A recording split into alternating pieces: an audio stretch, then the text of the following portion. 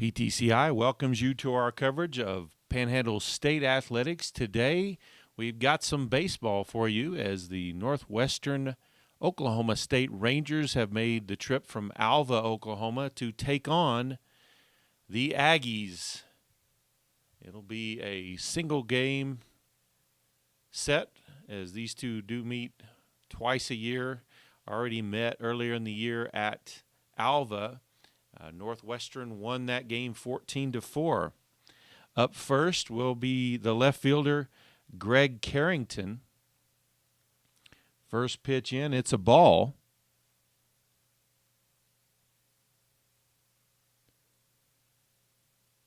On the mound for the Aggies, Justin Tucker. Here's the windup, the pitch. And a bounce shot right up the middle. The shortstop, Luis Dermis, with a nice play. The throw over to Maeda to first for the first out of the game. Now up for the Rangers, their second baseman, number 12, Luis Cintron.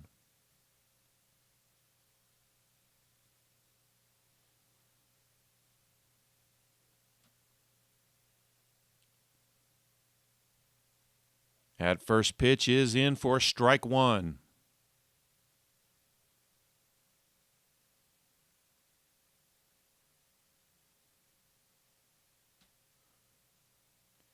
Second pitch outside and a little high, so 1-1 now the count to Cintron.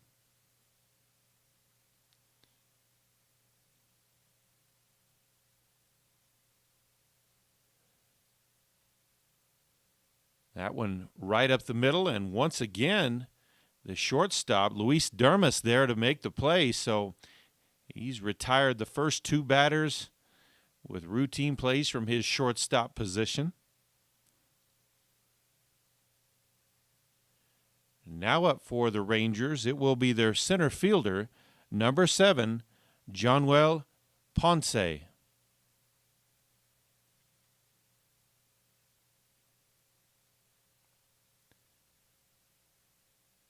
First pitch is in for strike one.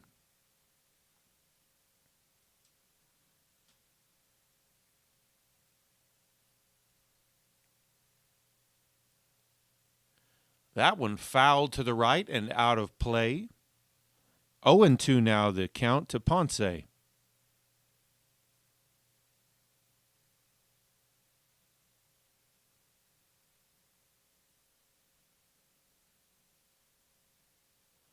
That one down in the dirt, so that'll be ball one. 1-2 now the count.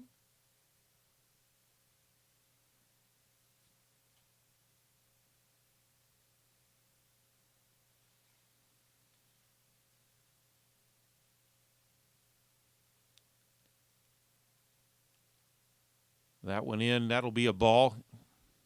As Ponce just held off on that one, so 2-2 now the count.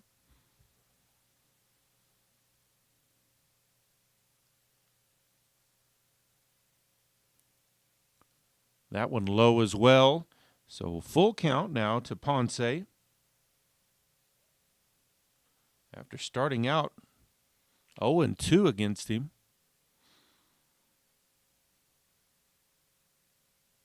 Here's the payoff pitch from Tucker. In there for strike three.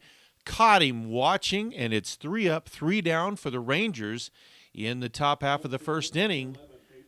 It's the Aggies' turn at bat now.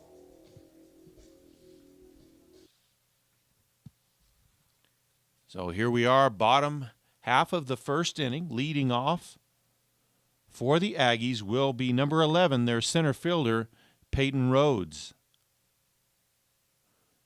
First pitch, high and outside, ball one.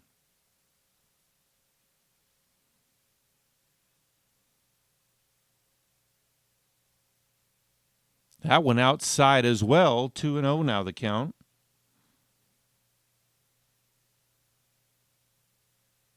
Looked like the umpire had an issue with Rhodes' bat. He'll change that out.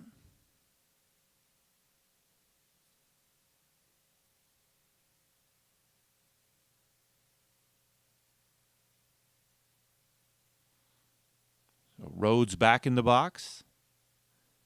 Here's the wind-up, the pitch.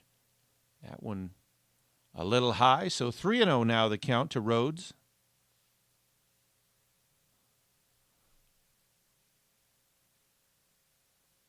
Here's the pitch. And Rhodes thought he had the walk, but the umpire says no, that's strike one, so he'll have to chase down the bat that he tossed.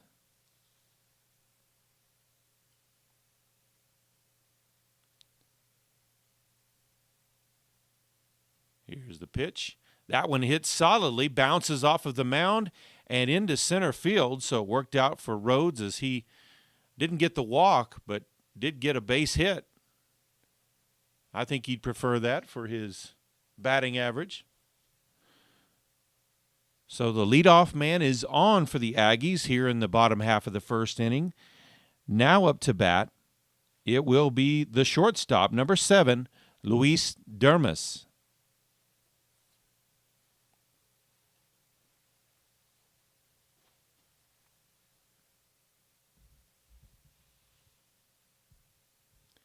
First pitch is low and a bit inside.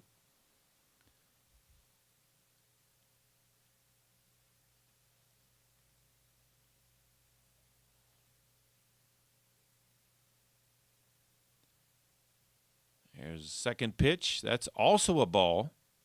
So 2-0 now the count.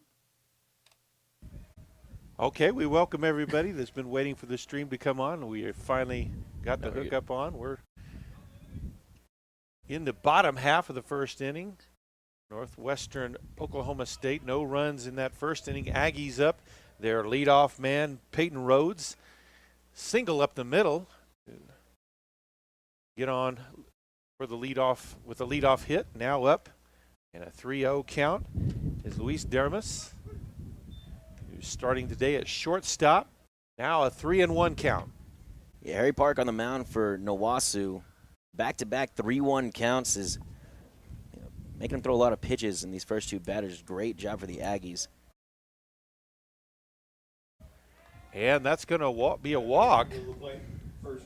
So first two on base for the Aggies, and now the first baseman, number 20, Jared Maeda, coming up to bat. Maeda coming into today, batting .367 with 21 RBIs and 11 doubles. He's 13th in the conference in batting average, just an outstanding year his senior year.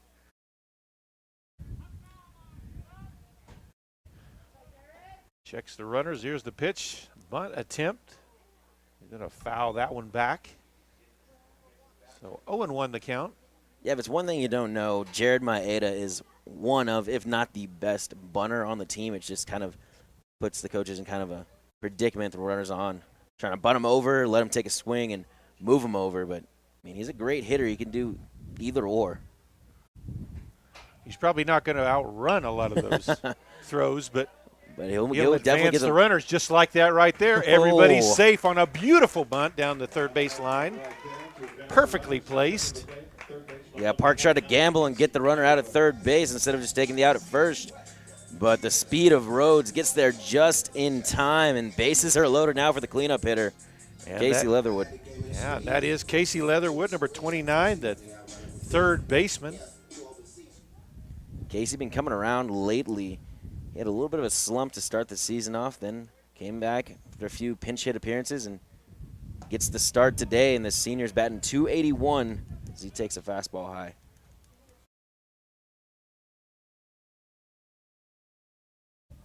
And last game, hit a 2-run home run. It's against Wayland Baptist in Plainview. That one also a ball, so 2-0 now the count to Leatherwood.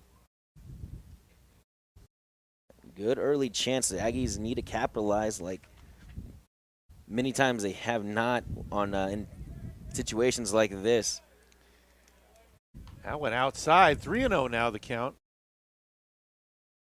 Casey's just looking for that one pitch right now. Not trying to do too much. Just trying to advance the runners and at least play station to station. And that one in for strike one. May have given him a little extra inch on the outside of the black there on that one just to avoid a 4-0 walk to walk in a run.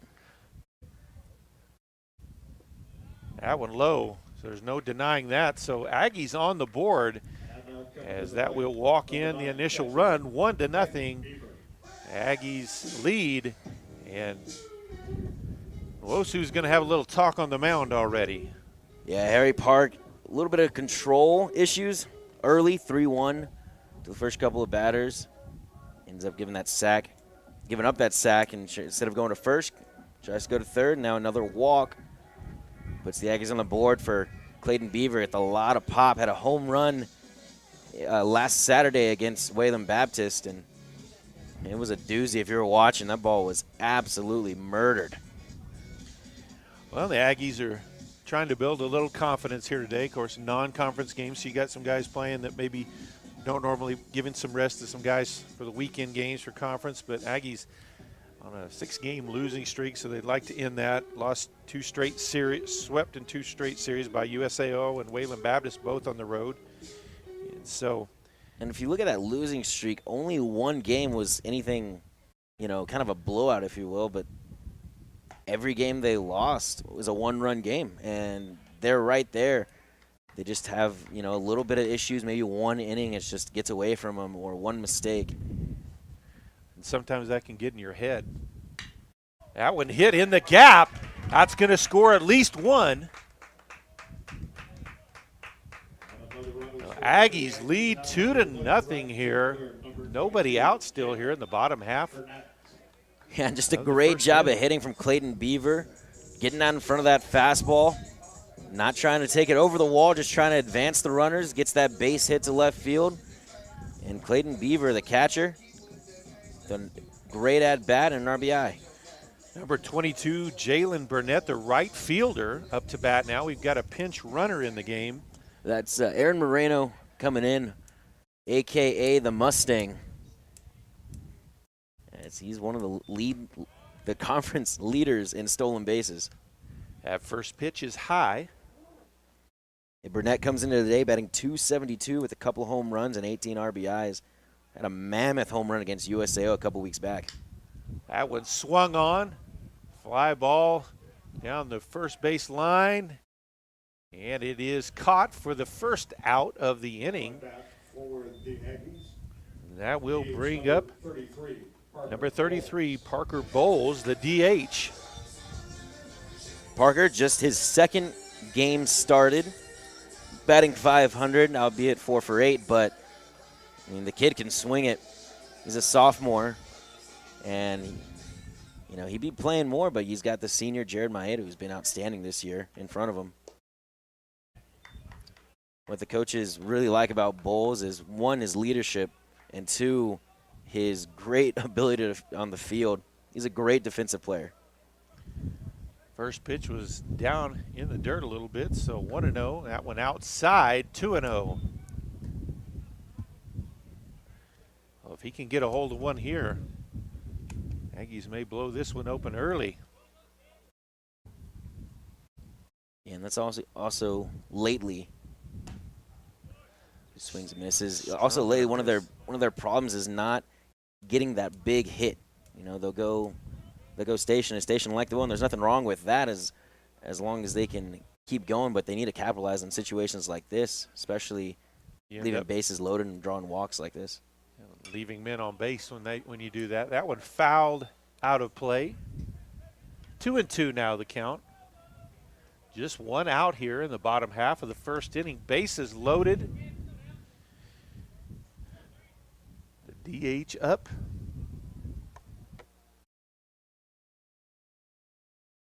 That one hits Parker, so that will walk in Maeda. It's 3-0.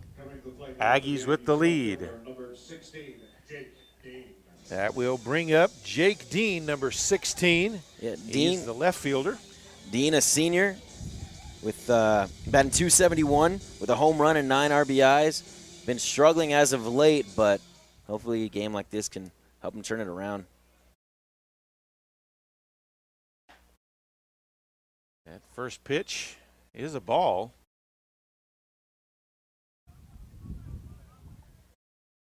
Apparently I don't have the same angle as the umpire there. That looked like that was right down the pipe. That one outside. 2-0 now the count. Yeah, I wonder if NWOSU will start getting someone loose. Looks like they are down there. Yeah, he is struggling mightily with his placement. That one fouled straight back. 2-1 now the count. Now you said NWOSU again. I was looking through some rosters one time during football, and a name caught my attention. There's a linebacker that plays for the Chargers, and his last name is literally NWOSU. It's the same as their acronym. So. Yeah, well, they're gonna need some. Help, Charger-like, of today with this. With Harry Park out on the mound. Harry's getting with a 4 ERA. That one hit down the first base line, gets past the glove. That's going to score at least 2 here. So a 2 RBI double from Dean. So the Aggies now up 5-0 with just 1 out here in the bottom of the first inning. And we may see a pitching change already. Yeah, Dean with his 3rd double of the year. All he did was take it the other way, snuck it right past the first baseman, gets down the line, and Park's not going to make it out of the first inning, only records 1 out. Some days it just goes that way. Can't quite see who's coming in. It'll be the redshirt junior from Pearland, Texas, and Panola Junior College. It's going to be number 25, Kyle Rogers, the right-handed pitcher.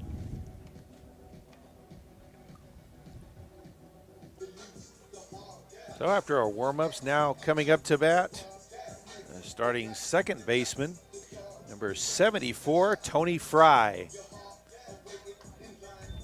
And Tony Fry with his 3rd start of the year. You know, just a few at-bats, batting .500, 2 for 4 in the year. That went in there for strike 1. Rogers on the mound with a 7.25 ERA, 1-2 on the year. He's got 13 strikeouts, and opponents are batting .370 against him. He'll face up to bunt.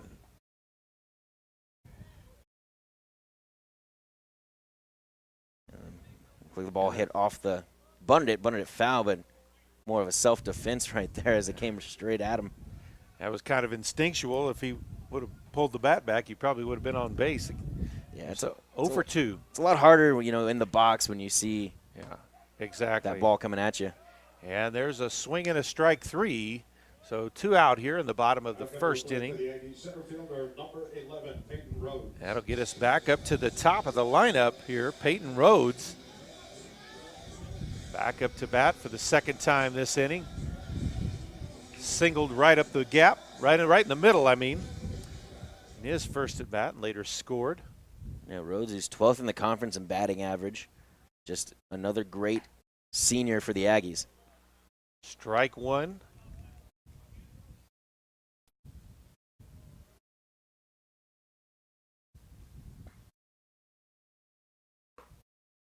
That pitch catches the outside edge.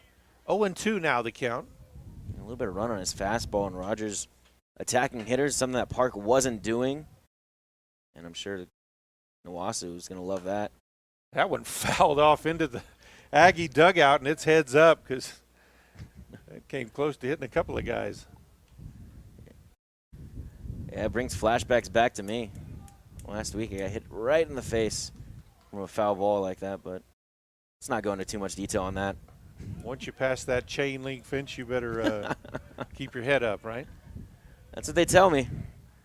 I just try to remember it, but I can't really seem to. So Rangers and the Aggies did meet earlier in the season on March 20th. That little blooper near second base. And can't control it. He's safe at first, and that scores another run. As Parker crosses the bag, it's now 6-0 in favor of the Aggies. Yeah, it should go down as a hit for Rhodes, 2 for 2 in this first inning. As I don't know if I think he would have got there anyway on that throw from Gordon at short. It didn't look like it was aggressively attacked. No, all I did was try to stay alive, poked it over the pitcher's head, and gets on base. Sometimes baseball is funny. Someone will hit a shot right at somebody, and it'll be an out, and then you get a hit like that, and that's a single and an RBI for Rhodes. Luis Dermis in the box. 1-0 the count. That one hit to center. Center fielder is under it. And that is the out number 3. But the Aggies with 6 on the board in the bottom of the first inning to take a 6-0 lead over Northwestern Oklahoma State. And we're ready for the top half of the second inning. Leading off for the Rangers, number 15, Justin Bundy.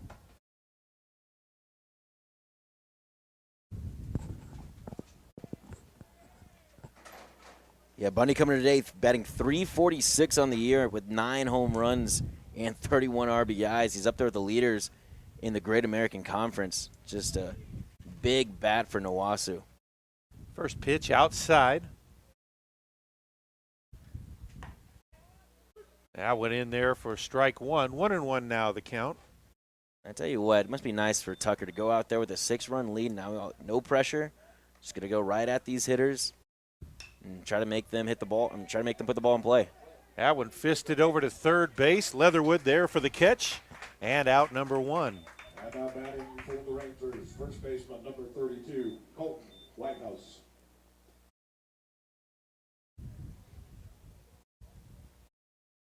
Now up number 32, Colton Whitehouse. He's their first baseman. And .326 on the year with a couple of home runs and 16 RBIs. That pitch outside, 1-0. Yeah, the Rangers have shown a lot of power this year.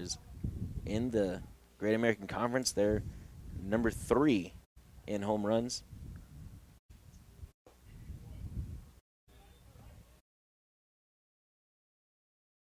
I tell you what, those righties for them are going to have a hard time. They may play, out there in Alva. I don't know if they've played a lot of baseball here in Goodwell, but the wind is always howling. And coming around from left field across to right, it's going to be hard to get a ball out there to left field up in the air. 2-1 now the count. Wind up in the pitch. That one hits solidly into the gap. That's going to be at least 2 all the way to the fence. So a double to give NWOSU their first runner in scoring position in this game. And that will bring up number 6, Paige Marquez.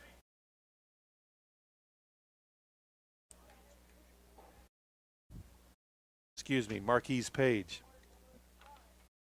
Yeah, the 10th double of the year for Whitehouse. Great piece of hitting, just took it the other way. And, runner back save, but not by much. Yeah, Dermis came sneaking behind after that big double. Try to get at Whitehouse, try to catch him off guard, and Tucker put it on the money, just barely got in.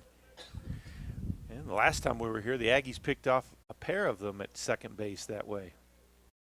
I tell you what, the Aggies are probably one of the best teams in the Sooner Athletic Conference, as that one gets past Beaver. Whitehouse will move up to third. Probably one of the best teams in the Sooner Athletic Conference in pickoffs.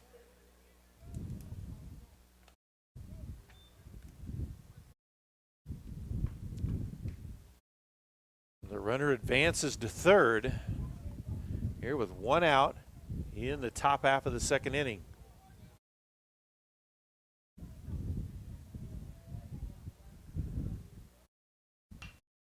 That one fouled back out of play. Page batting .247 on the year. 3 home runs, 18 RBIs, with the 6 doubles. And that one foul tipped right back into the glove. 1-2 now the count. I do like a lot what Blake's doing right now, just pounding the zone, not trying to be too careful. That one on the right field line does go foul. They can't quite get there. That'd be a heck of a play if Fry or Burnett could get to it. But better that the ball falls foul so that runner doesn't score from third. Fry was the closest. He definitely had some wheels, but that was a long ways out of play for a second baseman to reach. Now went outside, 2-2 now the count. That slow sweeping slider from Tucker runs a bit outside, but See if he could get him to chase that. yeah, it doesn't tempt Page just enough.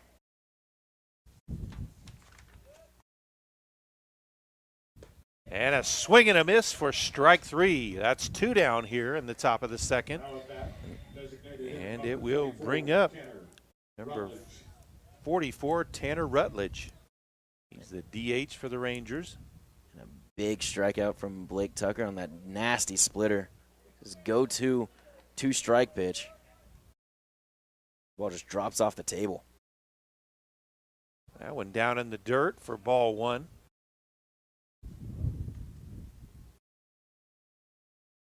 Rutledge, a 370 hitter. Got a triple and a double. That one popped up. And the shortstop, Dermis there to make the grab. And Tucker stays clean on the board as the Aggies still lead 6-0 as we head to the bottom half of the second inning. Leading off for the Aggies here at the bottom of the second inning will be the first baseman, number 20, Jared Maeda. Yeah, Maeda had that sacrifice bunt that, that led to him on first base. They didn't get the out and then go for him at first. They just tried to get the lead runner and couldn't.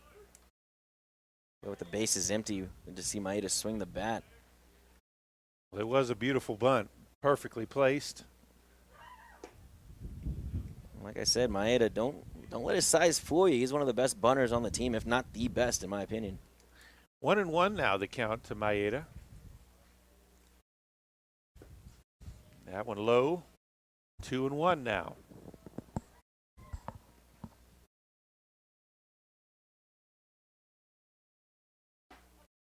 That one inside. 2-2 now the count.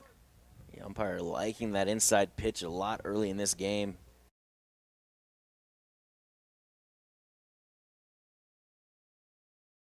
Oh, and got him to chase one outside.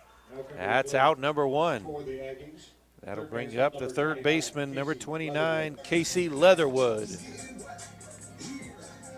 Yeah, you don't see that very often. Maeda chasing a ball out of the zone. I think he was just a little pumped up, a little too pumped up. Swung right over the top of that. It'll bring up Casey.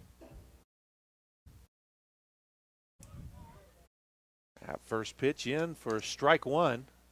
You know, it's one of those things in life where the instance after you've done it, it doesn't take long to regret it. That one fouled out of play, 0-2. Couldn't agree more.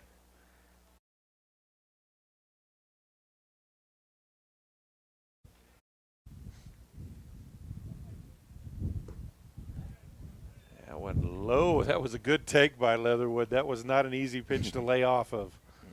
Another curveball just under the zone. That one fouled out of play as well. Count will stay at 1-2. I think this is perfect weather for Leatherwood at the plate. He's got a lot of power to the right side, so that wind blowing out there. And caught him looking at that one for strike 3. So a little bit different here in the bottom half of this second inning is got him swinging at an outside pitch and standing and watching. That will bring up Clayton Beaver. Well, for all you youngsters at home, that's really all you have to do. Mainly just throw strikes. Good things will happen if you pound the strike zone. The more guys you walk, the more bad is to come. Big swing and a miss on strike 1. Beaver with a ton of pop. He had that base hit with bases loaded to score. Score run in the first. That pitch well outside, 1-1.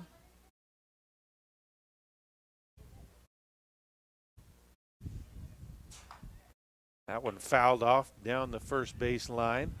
1-2 now the count.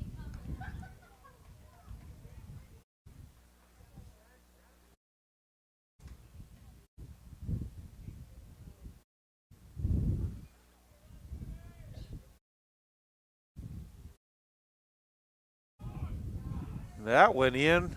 Watching, so after 6 runs in the first inning, here in the bottom of the second, the Aggies go down 1, 2, 3, all of them at the plate with K's.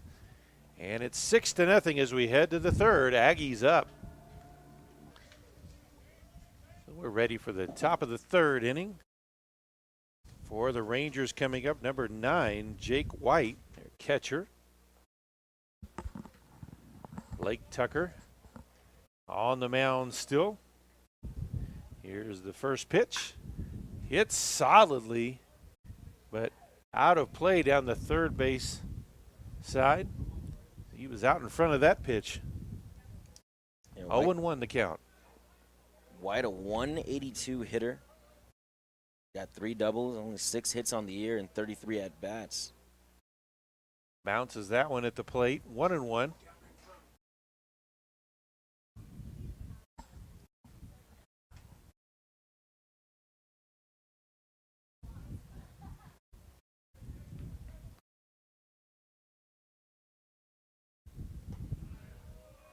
Went outside. 2-1 now the count.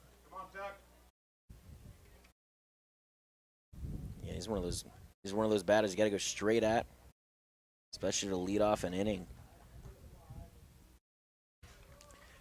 It's the Aggies' first game on this field since March 9th. That one hit just outside of the glove of Dermis for a single. Number 8, So the leadoff man on for the Rangers. And that will bring up. It's going to be the shortstop, Justin Gordon, up to bat. A 333 hitter, but Gordon with only 6 at bats, only 2 hits.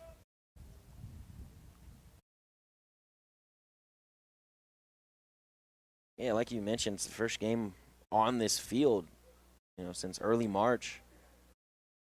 It's been a tough month of road games, and the one series that we did have against Central Christian, our field had snow Well over it, underwater. well underwater, and so they played down in Groover.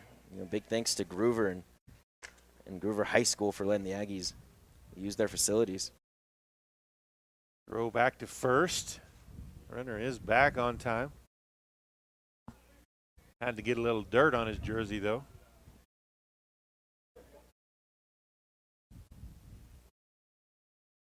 Here's the pitch. That one catches the inside edge.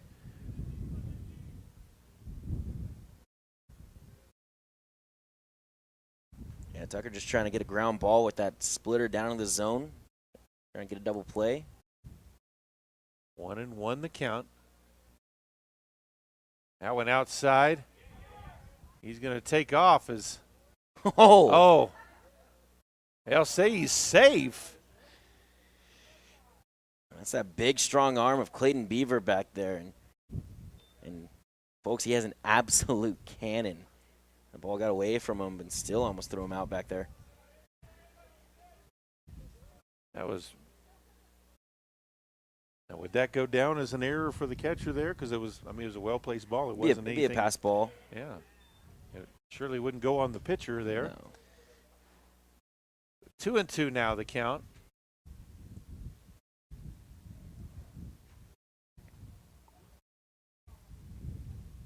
With the 9-hitter up, you got to get this out. You don't want 2 runners on for that leadoff hitter when that lineup turns over. That pitch inside. That'll give us a full count. Tuck tried to clip the corner but couldn't quite do it.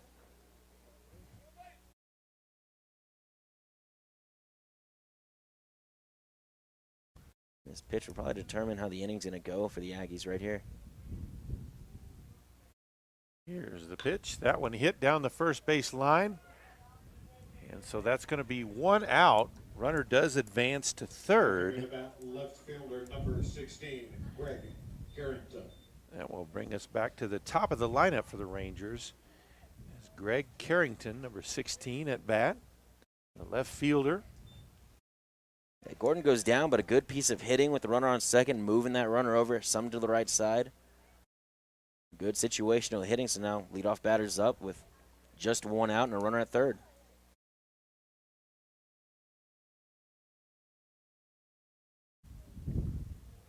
Tucker bounces that one in. 1-0 the count. Good block there by Beaver to make sure no more damage was done. Yeah, again, Beaver, a good defensive catcher. The only, problem lately is that he has Luis Rodriguez in front of him, and Luis, one of the best hitters in the conference, one of the best hitters on this team. So it's kind of hard to take out a catcher who's putting the bat on the ball. That one just outside. 2-0 the count. And that's what's good about these midweeks. Get some work in with the other guys, trying to show what they can do. There's a throw down to third. Runner back safely. Just to keep that in his conscience. He gets a little too big of a lead there. Beaver just showing him this is what I got. Don't go anywhere. 2-1 the count. Here's the pitch. And that one dribbles over towards the Aggie dugout. 2-2 now the count. So payoff pitch coming up here for Tucker. Was able to get out of a similar situation here in the last inning. Let's see if he can keep that goose egg on the board.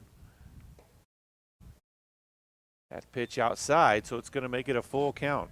Yeah, these Rangers hitters being a lot more patient this inning. Not chasing things, not hitting weak ground balls or pop-ups. They're making sure that they get their pitch, they're going to hit it. Baseball is pretty simple when you put it like that.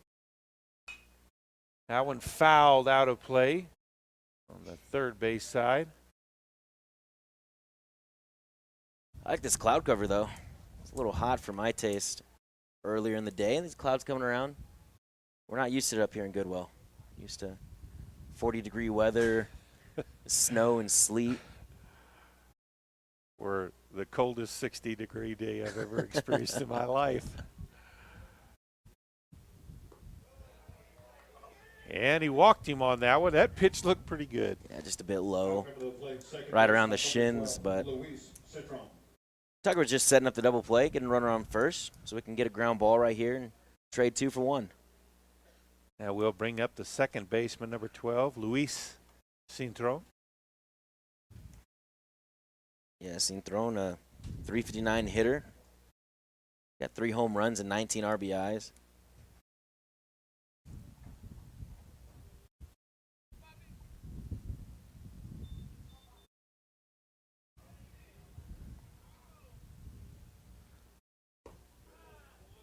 That pitch outside, probably a little bit low. Beaver doing his best to try to frame that. Give the umpire a good look at it, but says no, sir. That one catches the outside edge for strike 1. 1-1 now the count. Yeah, that slider on that first pitch didn't quite get it around. Drops that one right there, evens up the count at 1.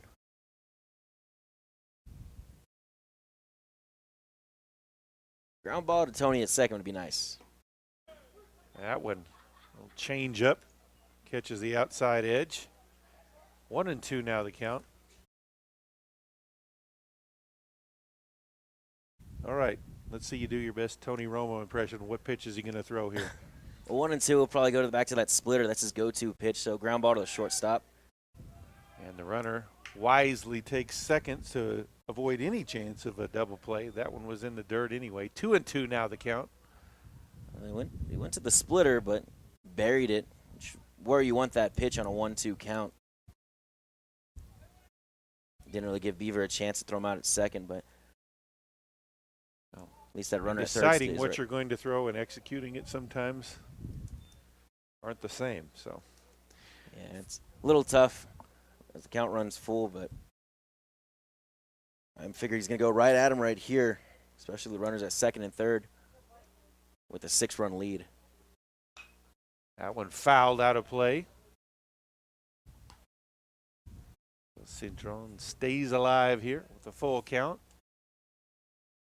Making Tuck throw a lot of pitches here in this third inning.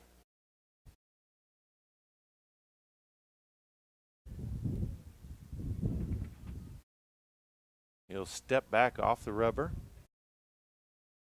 collect himself.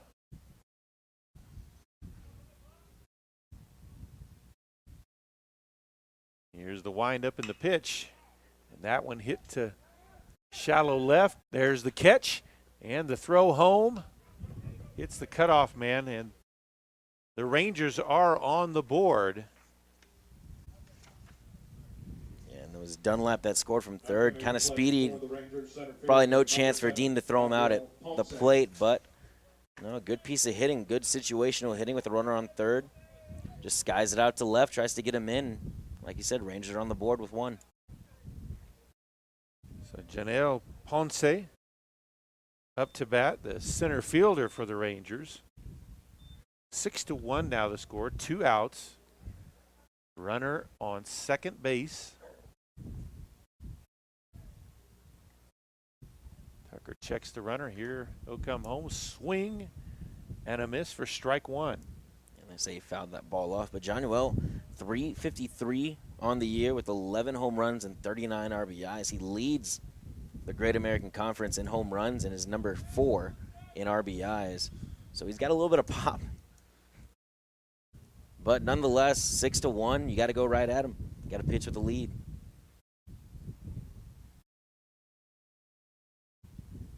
That went inside. 1-1 now the count. Ponce probably could have had a base if he wanted it there, but got out of the way of that pitch. Yeah, it's a lot easier said than done trying to stay in there, no matter if it's a fastball, curveball, you know. It's tough to not react and not jump out of the way when that ball is coming right at you. That one hit down the third base line, but out of play. I think the Aggies are happy about that because that would have scored a run.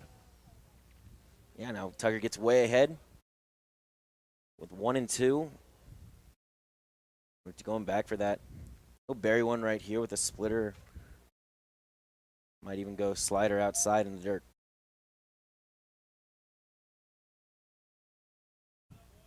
And that one, ball 2, 2-2 now the count.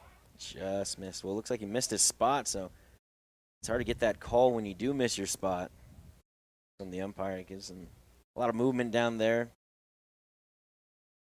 In my opinion, he doesn't matter either way, but that's what umpires will tell you. That one in the dirt. That's going to bring us to a full count. Another full count for Tucker. Just having a hard time finding the zone or getting that put-away pitch in. Probably thrown more pitches in this inning than he did in the first 2 combined.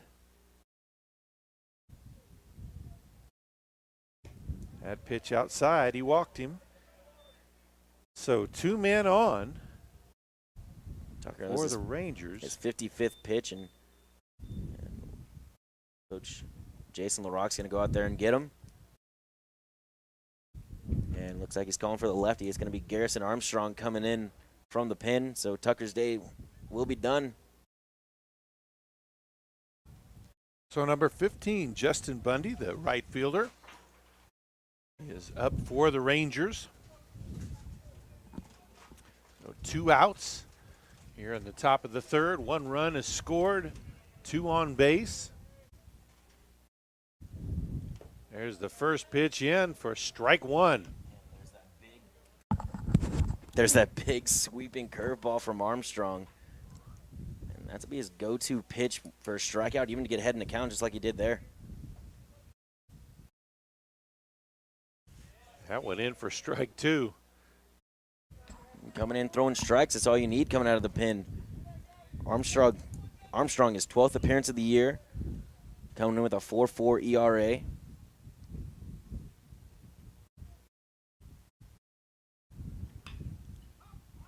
That one fouled up. Leatherwood trying to get over in position, but it blows into the dugout. So the count will stay 0-2. Armstrong with 15 walks.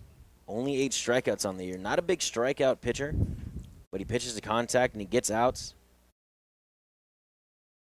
You wouldn't have known it by those first 2 pitches.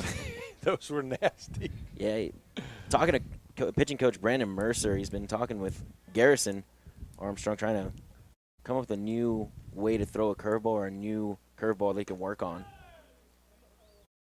And it looks like he's got a hold of it right there. It's just outside there. So 1-2 now the count.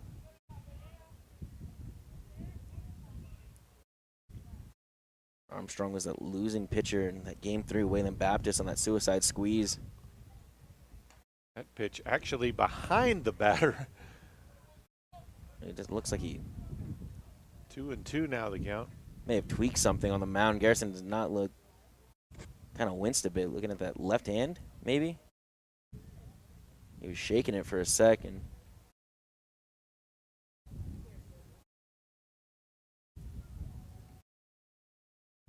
Don't quite know what it was, maybe a blister or a cut.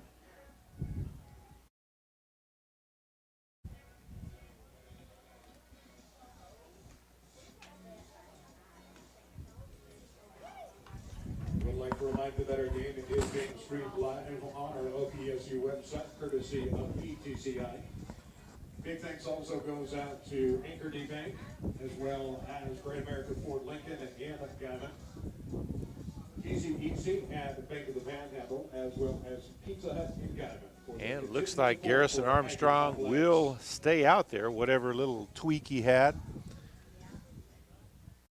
Yeah, it was kind of weird. You don't see Garrison Armstrong, if you've been around him, you don't see him, show a lot of emotion. It's kind of weird to see him wince quite like that on the mound. Something hurt. They are sending somebody down to warm up in the bullpen. That pitch outside, that'll bring us to a full count. Yeah, get the runners taken off right now with 2 outs and a full count. Big pitch right here in the third. That went in the dirt, so he walked him. That will load the bases. Welcome to the plate. And it will bring up the first baseman, number 32, Colt Whitehouse. Whitehouse hit that double in the left center gap his last at bat. So a guy to watch out for right here for Armstrong and the Aggies. He just doesn't look comfortable right now. It's that left hand still. He's still shaking after every pitch. That one in the dirt as well. You can tell, yeah. There's something wrong with him. It might be time to. He's probably not going to be out there too much longer. If he gets this guy right here, this probably be his last batter. I don't think he'll come out for the fourth, but yeah, he's favoring that left hand, shaking it a bit, pulling off his pitches just a bit.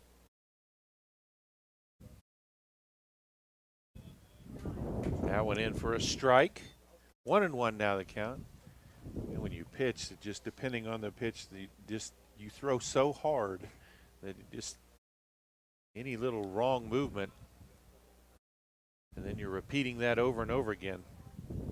It's hard to have your control. That one's going to be low for ball 2. Yeah, I'm sure. Now I'm thinking about it. It might be that cut I've thrown off, trying to spin off the seam of that curveball. Seam just might have gotten him wrong.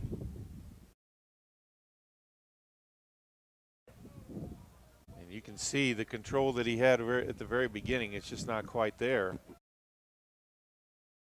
3-1 now the count. But a good job from Beaver. Smothering all these pitches in the dirt. Saving a run or two right now.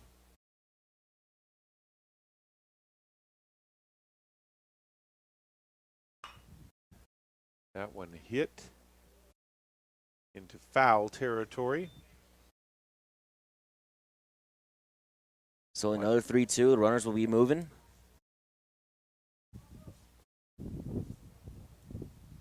See if Gary can send the Aggies to the bottom half of the third. Any kind of solid contact here could score 2 pretty easily. That one fouled back, straight back and out of play.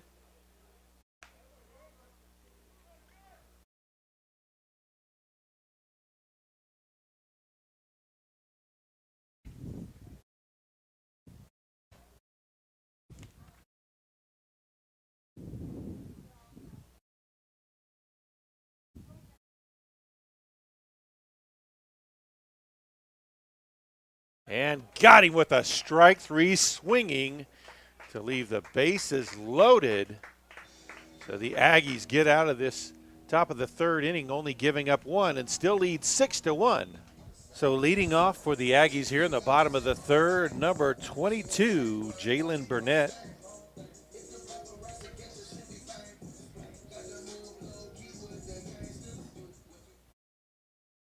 Burnett 0 for 1 today. Here's the first pitch. That one fouled back and out of play. Just a sophomore. Burnett been starting right field almost every single game for the Aggies. Winds have picked up here. That went in the dirt. 1-1 now the count.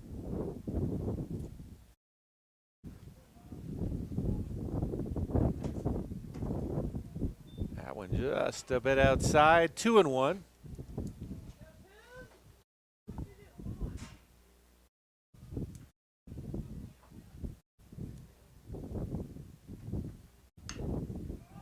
That one popped up. First baseman looks like he's underneath it. Makes the grab, and that is out number 1. 33, Parker Bowles. That will bring up number 33, the DH, Parker Bowles. Yeah, Parker got hit in his first at bat. Now the base is empty. Trying to get something going.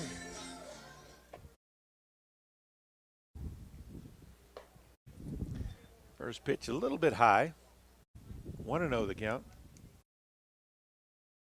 Parker's got some sneaky pop, too. He runs into one. You can see him running for a bit. That one low, 2-0.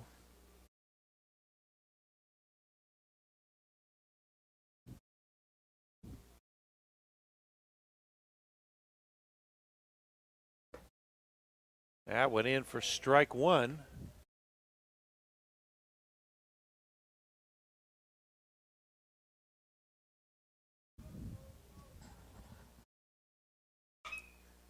That one hit.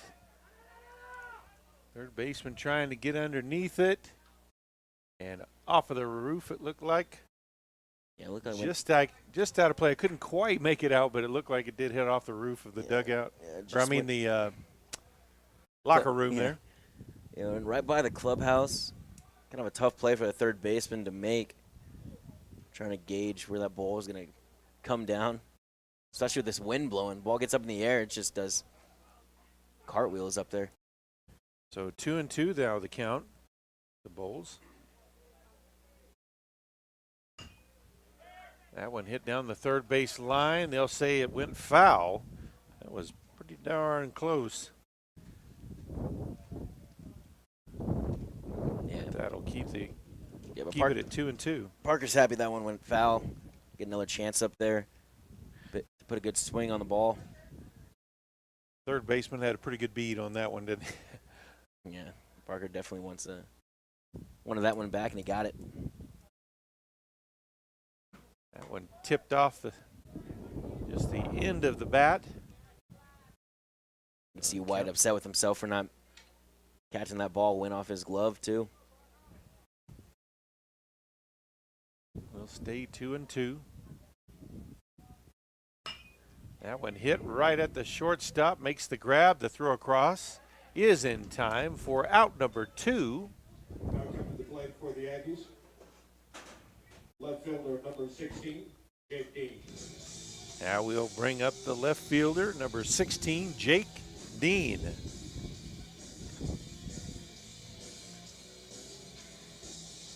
Yeah, Dean had that double down the right field line, just snuck it right past the first baseman in his first at-bat. First pitch in for strike one. Just to get me over a curveball from Rogers and gets him ahead in the count. Same pitch. 0-2 now the count.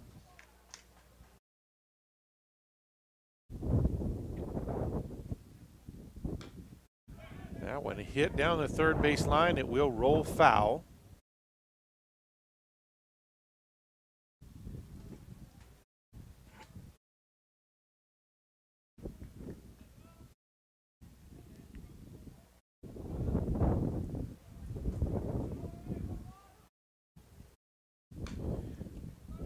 One hit about the same. That one stays fair all the way to third base. But the throw is still in time across the diamond. The Aggies 3 up, 3 down, and we head to the fourth inning. It's Panhandle State 6, Northwestern Oklahoma State 1. Yeah, Marquez Page coming up to bat for NWOSU. 247 on the year. And Armstrong's still out there on the mound. Ball hit down the third base line, just foul. Leatherwood was on top of that one. I think the Aggies wish that one would have been called fair. Well, it's been a tough play for Leatherwood down the line, especially with Marquez has shown a little bit of a speed this year. At pitch low, 1-1 now the count.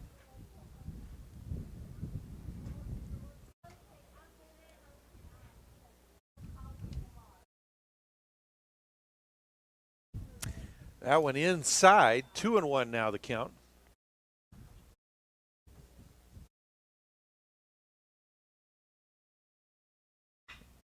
That one hit down the third base line. Another foul one, just a little bit too ahead of that one. Yeah, you want to get him right here because he's 8 for 8 in stolen bases on the year. I'd like to keep him off the base path.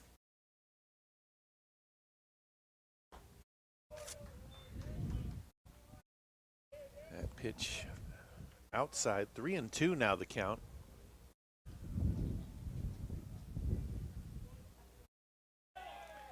Couldn't quite catch that outside corner, and he walked him to lead off, walk the leadoff man.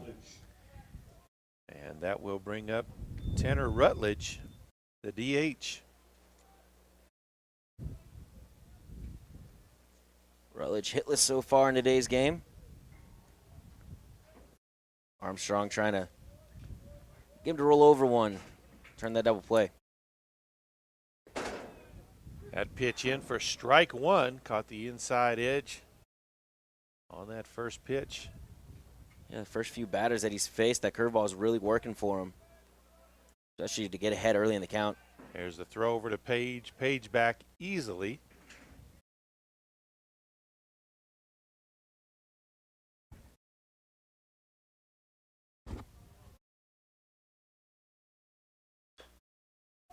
That one fouled off. 0-2 now the count to Rutledge.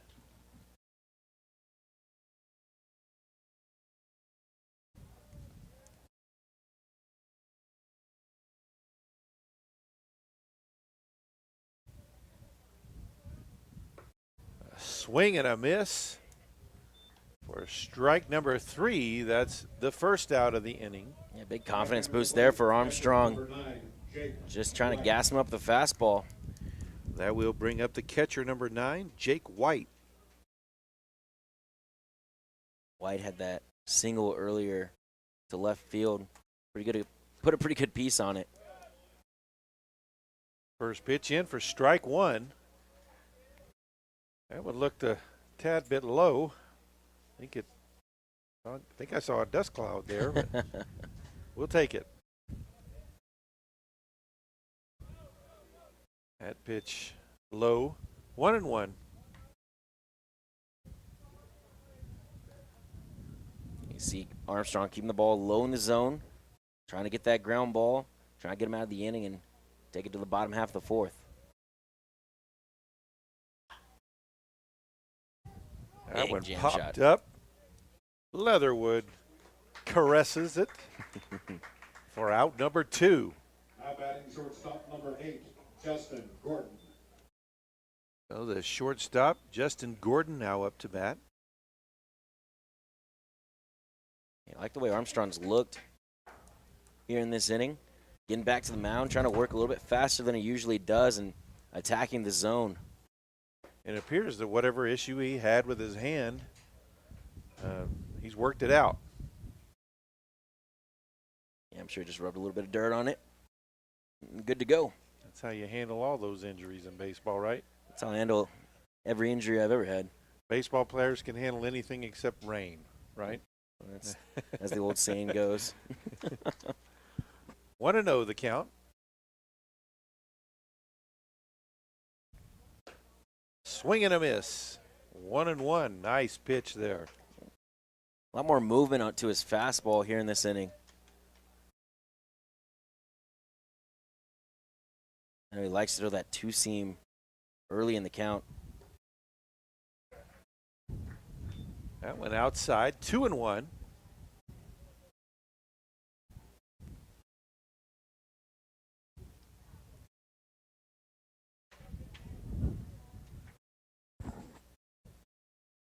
That one way outside. 3-1 now the count.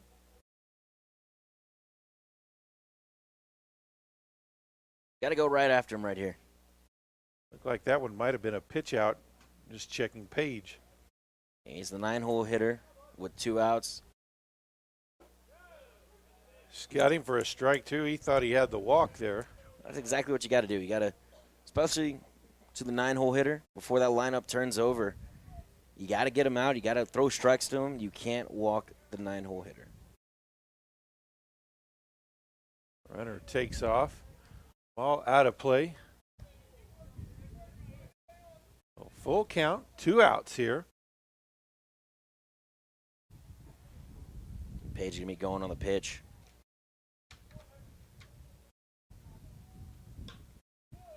That one fouled down the first base line. Out of play.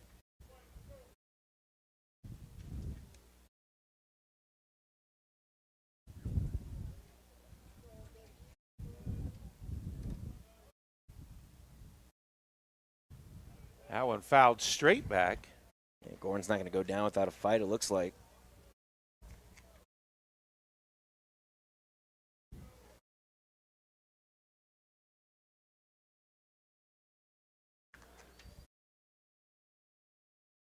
Another payout pitch. No, he'll throw it over to first. Runner back standing up.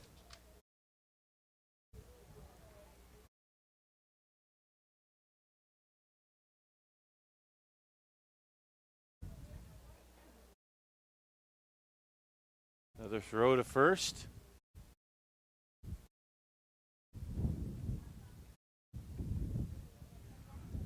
That's those advantage those lefties have, a clear view of the runner over there at first. That one fouled out of play. It'll roll over to the Aggies dugout.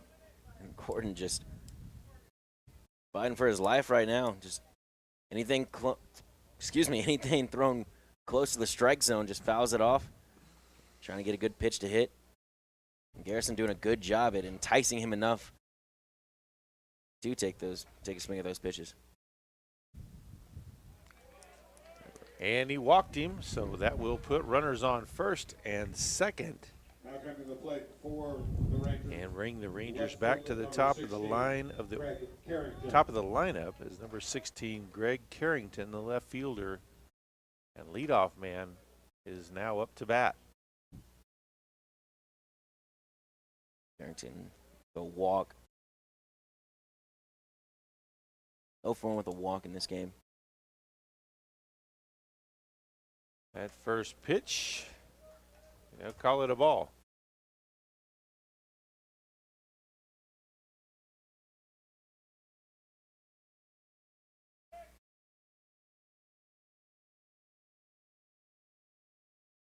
And that was a wild pitch. That'll get all the way to the backstop. Runner turns at third.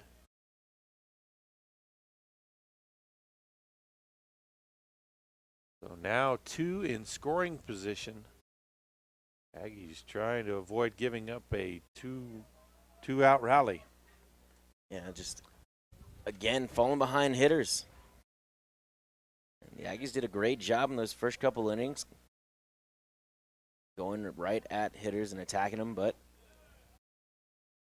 That one outside, so it's 3-0 to Carrington.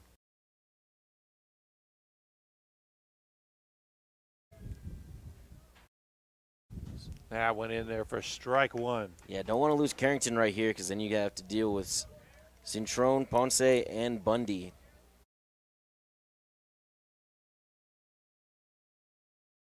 And he walked him. So that will load the bases up. Now coming to play, Bring second up baseman, number 12, the second Luis baseman, number 12, Luis Cintrone. There's going to be a little meeting on the mound. So once again, the count 3-1.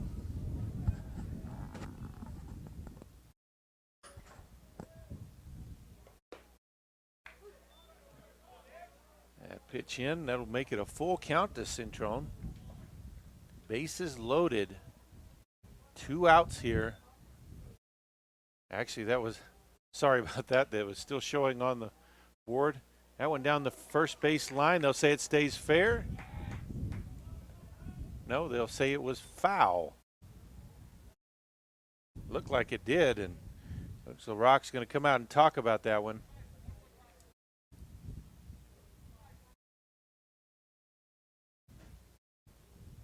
Yeah, I didn't quite have the angle, so It looked like it stayed fair and went right over the bag. Which obviously the bag is in fair territory. At least it was the last time I played baseball. And as always, to no avail. So it will stay foul.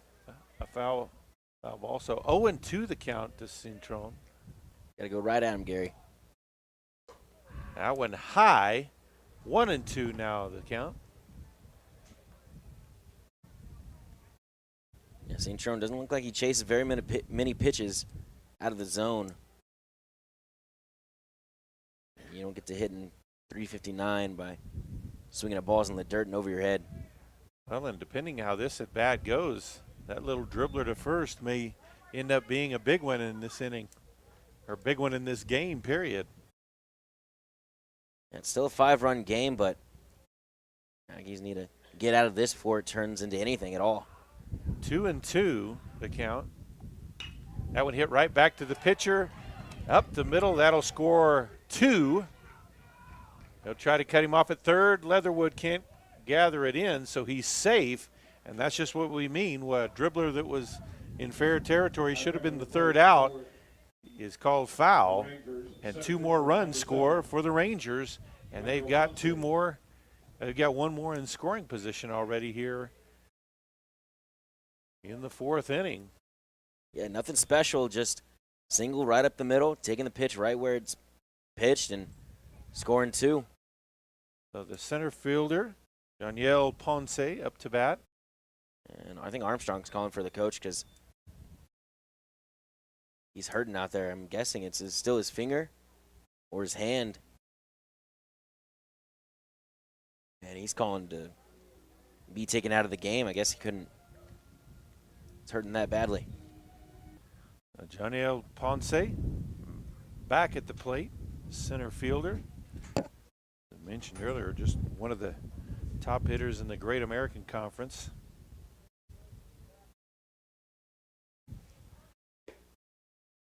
Bernie, that side winding throw.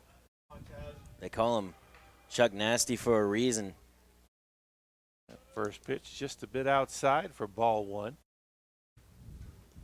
That one gets past Beaver. That's going to score a run. So what was a comfortable 6-1 lead heading into this inning is now 6-4. That ball gets away. Looks like Marini just hooked it just a bit. Marini sporting a 3.86 ERA on 18 and 2 2 1/3 innings pitched, 16 strikeouts, and opponents are only hitting 169, one of the best numbers for a reliever in the Sooner Athletic Conference. I mean, he's one of the best relievers in the conference. I mean, the Aggies put him in pressure situations, in conference games, and he delivers. Stepped off the bag as he checked the runner at second. Now back on. Here's the pitch. That one outside.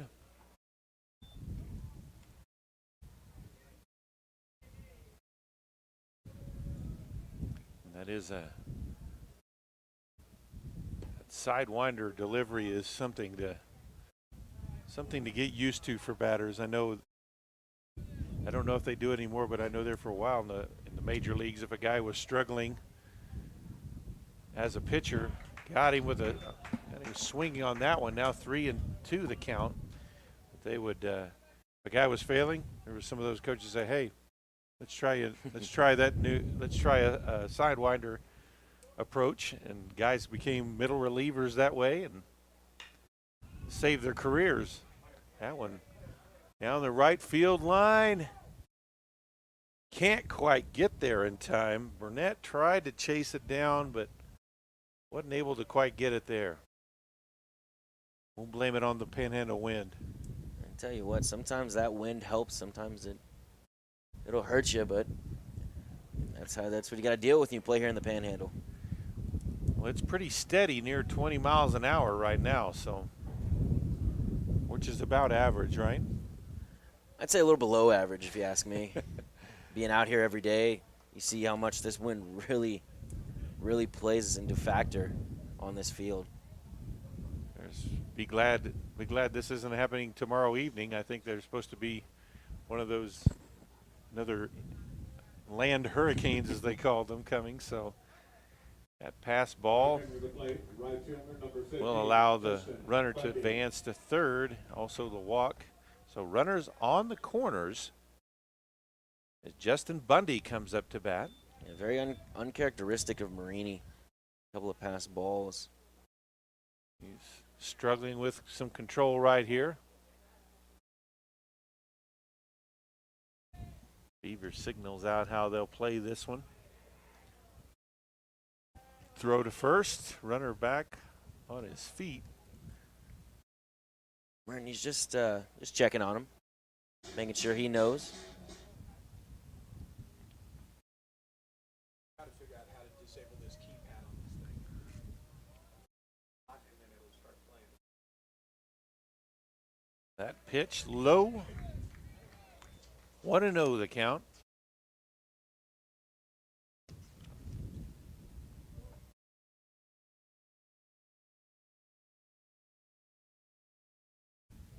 That one fouled straight back. 1-1 now the count.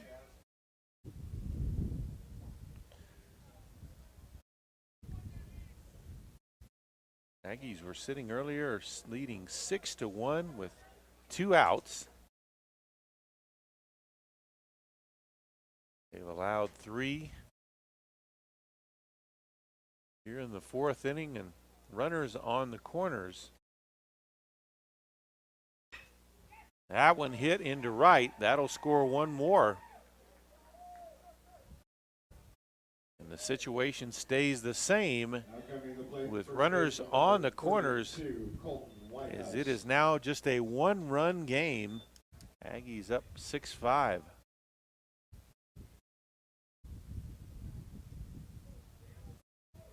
That one roped right down that first base line. Yeah, just got out in front and hooked it right over the top of Jared Maeda over there at first.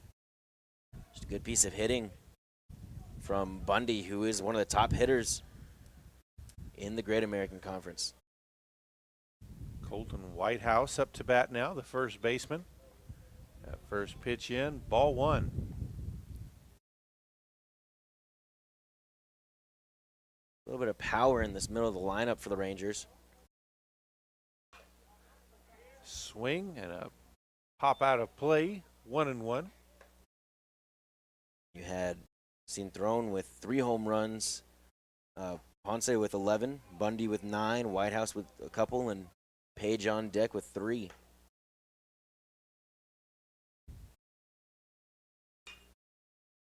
That one popped up into shallow left field. The shortstop, Luis Dermis, with the grab. And the Aggies finally escape out of this 4th inning, but they gave up 4. And now their 6-1 lead is now just 6-5 over the Rangers. They got to do what they can to get those 4 runs back in the bottom half. So leading off for the Aggies here in the bottom half of the 4th inning, it is the second baseman, number 74, Tony Fry. Yeah, it's Fry sporting that offensive lineman number down there. Suits him well. I got to admit, normally when you see 74 in a guy, he's a slightly larger frame than that. Yeah, Tony usually wearing 13, but when they wear red, he wears number 74. And he'll bloop that one, and making the right fielder able to make the grab. That looked like that was going to drop in there, and it just kept carrying. Yeah, the wind just picked that one up and gave it a little bit of push.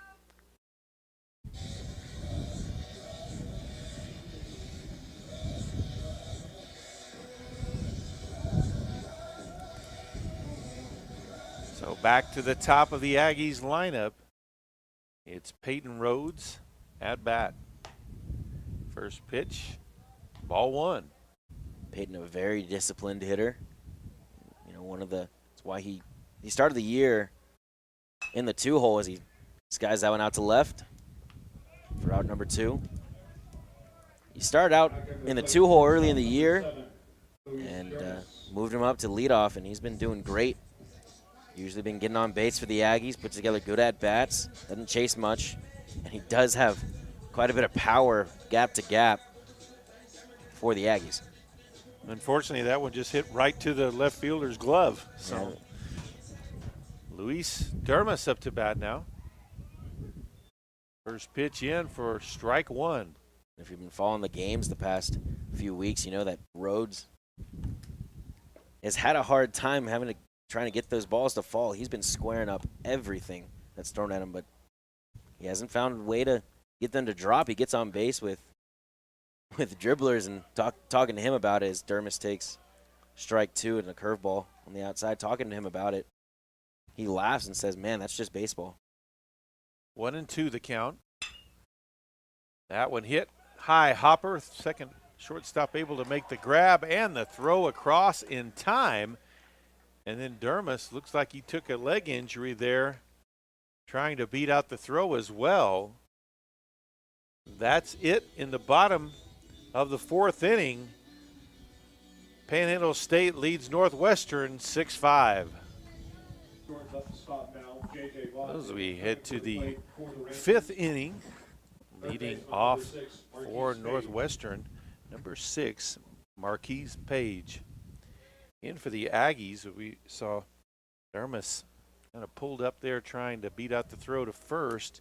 He's been replaced by number 15, J.J. Vaught. And leadoff hitter is hit. So one pitch in, and they've got a man on. Now coming to the plate, designated hitter number 44, Tanner Rutledge. That will bring up the designated hitter, number 44, Tanner Rutledge.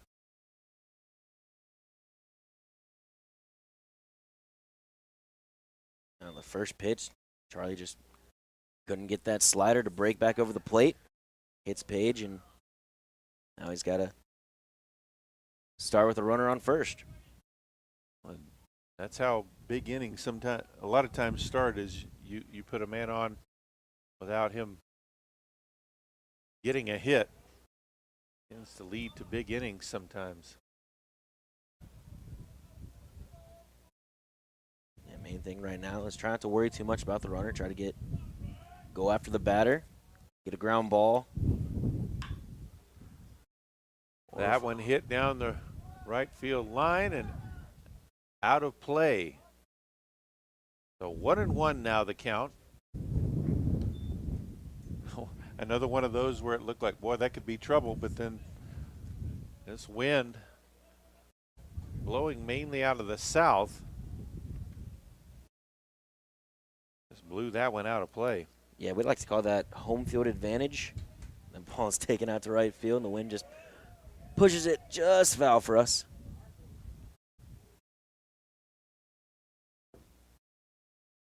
"83 degrees out here today. Here towards the weekend, we're expected a high of 44 and snow. Yeah, it's Welcome something else. to the Panhandle. Yeah. Exactly. Been around here for a few years now, and stuff like that just doesn't really surprise you anymore. Beaver tried to frame that one, but couldn't get the ump to bite on it. 3-1 now the count. We call that bipolar weather. Throw back to first, runner back safely.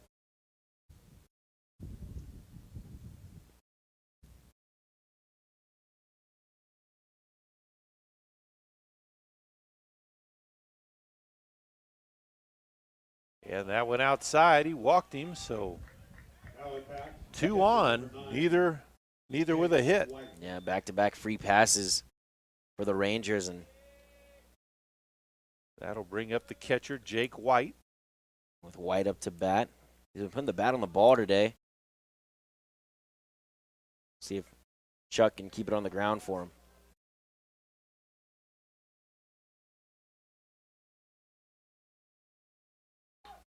Lays down the bunt, down the third base line, throw to first. Is in time. No, they'll say off the bag. So the bases are now loaded.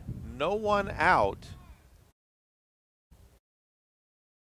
Come to the plate, shortstop number 8. That will bring up Justin Gordon, the 9-hole hitter, the shortstop. Yeah, Fry playing double play depth, shading up the middle, squared around, just a little bit long, a little bit too long of a run for him to get to first base. Got there just a bit late.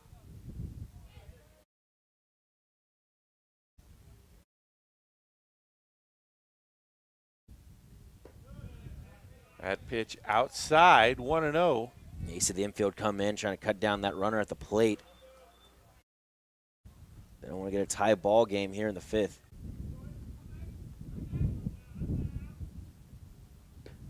Oh, man. Swing and a miss on a nasty pitch there. 1-1 now. Man, The that count. ball just pulls the string on it.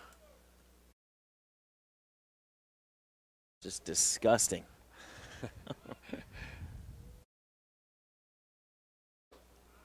Swing and a miss there. 1-2 now the count. Back to it. You see, that's the same pitch that he throws. I mean, it's a slider, but it doesn't break the same way every single time. That's part of the reason why Charlie is just absolutely nasty from below right there. 2-2. That one was well outside. See if he can work his way out of this pinch.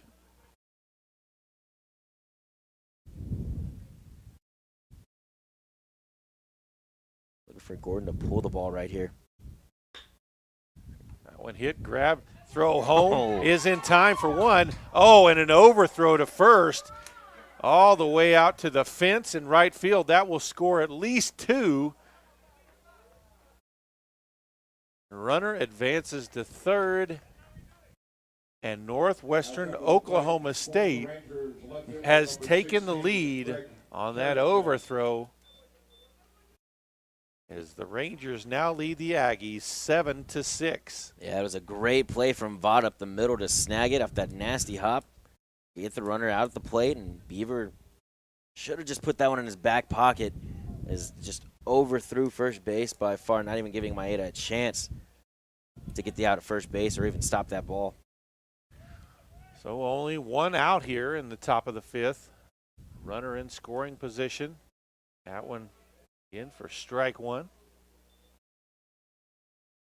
And one of those things as a pitcher, you just have to shake off and keep doing what you're doing.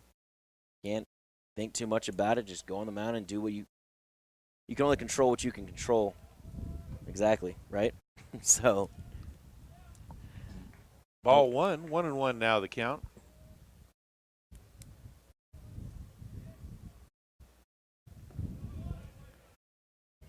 Now 2-1.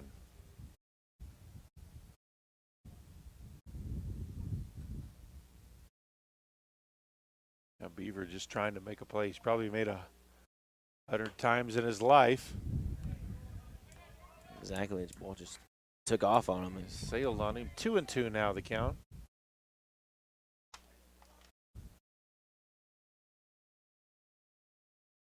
That one outside. Carrington now will face a full count. And like I said before, Marini does not look entirely comfortable up there today. You hardly ever see him struggle with command like he is right now. And caught him swinging there for strike 3. He may have tipped that one. Caught by the catcher anyway, so out number 2. That will bring up the second baseman, Luis Cintron. Yeah, Marini's probably going to send Carrington a thank you note after that one. Ball in the dirt, out of the zone, way out in front, swing and a miss, and a big strikeout for Marini. Well, and that's what you talked about with that sidearm delivery, that it throws off your perspective. Oh, wow, out in front of that one. Down the left-handed batter's box, down the first base line. He got around on that one. 0-1 the count. Yeah, Cintron 1 for 3 today with 3 RBIs. That pitch outside, 1-1.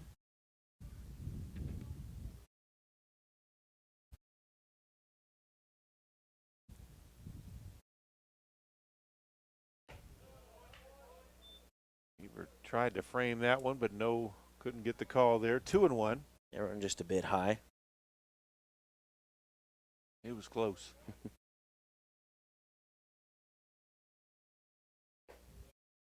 That went in for strike 2. That's more like it. A little slide piece out on the outside corner.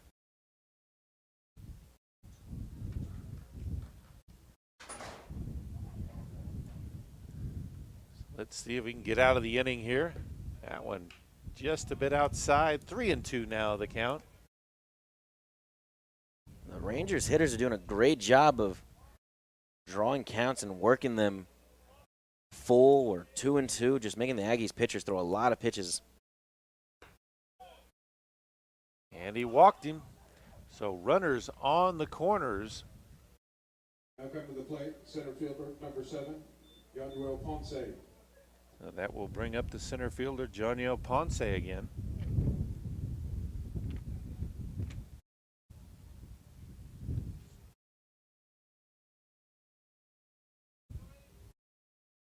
So second inning in a row. That 6 out of the 7 runs for Northwestern have come with 2 outs. I mean, they've all been because of walks, really. The Aggies have given up 9 walks. 9 walks in this game. We're only in the 5th. It's just been a dreadful day. Self-inflicted wounds, that, and then the overthrow to first that allowed 2 to score. That pitch just a bit low. 1-1 now the count. Come on, Jazz.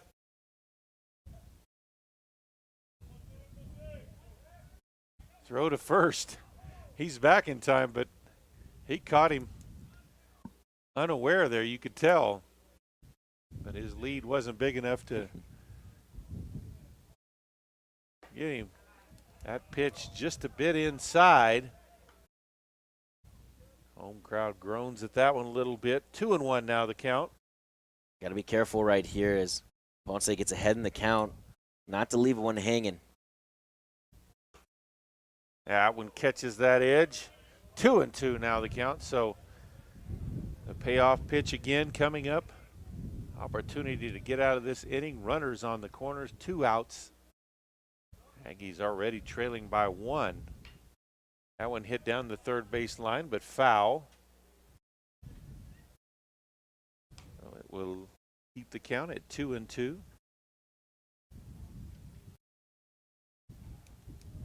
Well, as the old saying goes, deuce is wild. 2 on, 2 out, and a 2-2 count. Here's the windup, the pitch. That one hit into shallow right field and Oh, man. fell just. That literally towed the line as He hit one. Ponce took it into no man's land behind first base, and I thought I saw chalk, but Aggies catch a break. And Burnett looked like he was jogging over like he could tell that it was going to land out of bounds, but it barely did, if at all. Yeah, just a bit. I mean, home plate umpire has a better angle than I do, so who's to say he didn't see it?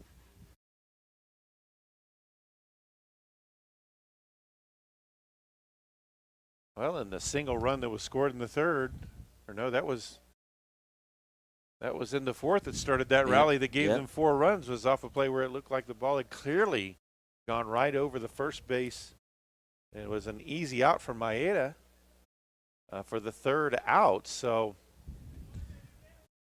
tit for tat. Yeah, well, new life right here for the Aggies and Charlie Marini. It's 2-2 count, trying to we'll set up and we'll do it again.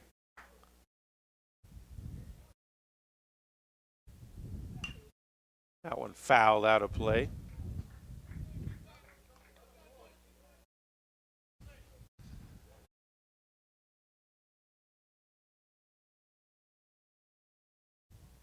No argument with that foul ball call that time.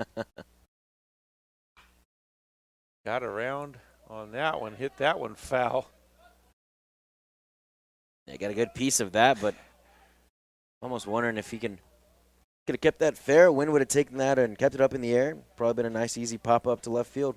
I'm telling you, the ball does not fly out to left field. That pitch outside will make it a full count. So the Aggies in the same situation they were in earlier. Full count, 2 outs, runners on the corners. Can they get out of this inning without any more damage being done? That one popped up to center. Got a beat on it. Made a diving grab. Peyton Rhodes with an absolutely beautiful catch. Oh, man. No way. Somebody call the cops. Peyton Rhodes out in the right center. Stealing away base hits and saving the day for the Aggies. That was easily 2-run scoring. Oh, man. Possibly an inside the Parker if he doesn't make that grab. Just to watch him track that ball from center, I thought there was no way. No way as the wind was going to take it out to right center, and just a great play from the senior. So we head to the bottom of the 5th inning. The Rangers score 2 to take the lead, 7-6 over the Aggies. So we're ready to start the bottom half of this 5th inning. Leading off for the Aggies, the first baseman, Jared Maeda.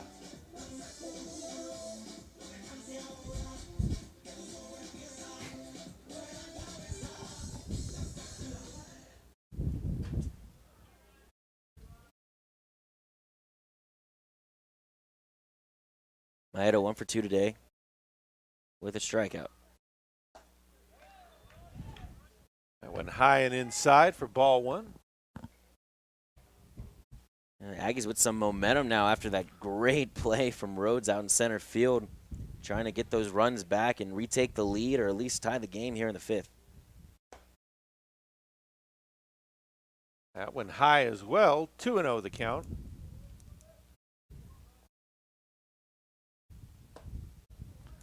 That went in the same spot, 3-0.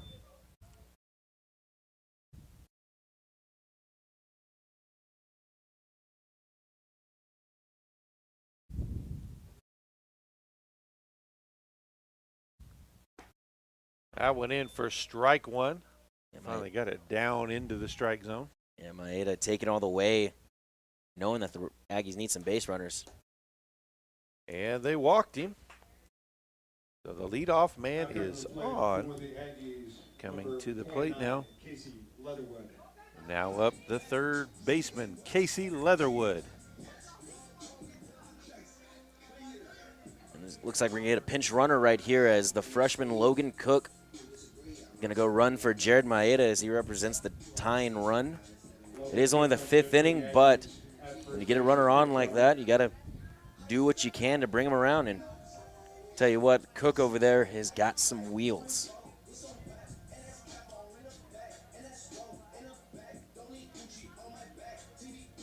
leather wood, the elements of baseball. Exactly. He'll turn face up to bunt. Pull back in time. They'll call that ball one. Yeah, a little bit of small ball right here. Looks like the Aggies going to go with their 4-hole hitter. He'll face up to bunt down the first base line. Throw to first is in time. 1 out. Does advance the runner to second. Now coming to the plate, catcher number 9, Clayton Beaver. Yeah, Leatherwood doing a job right there, getting Logan into scoring position with 1 out. Clayton Beaver, the catcher, now up to bat.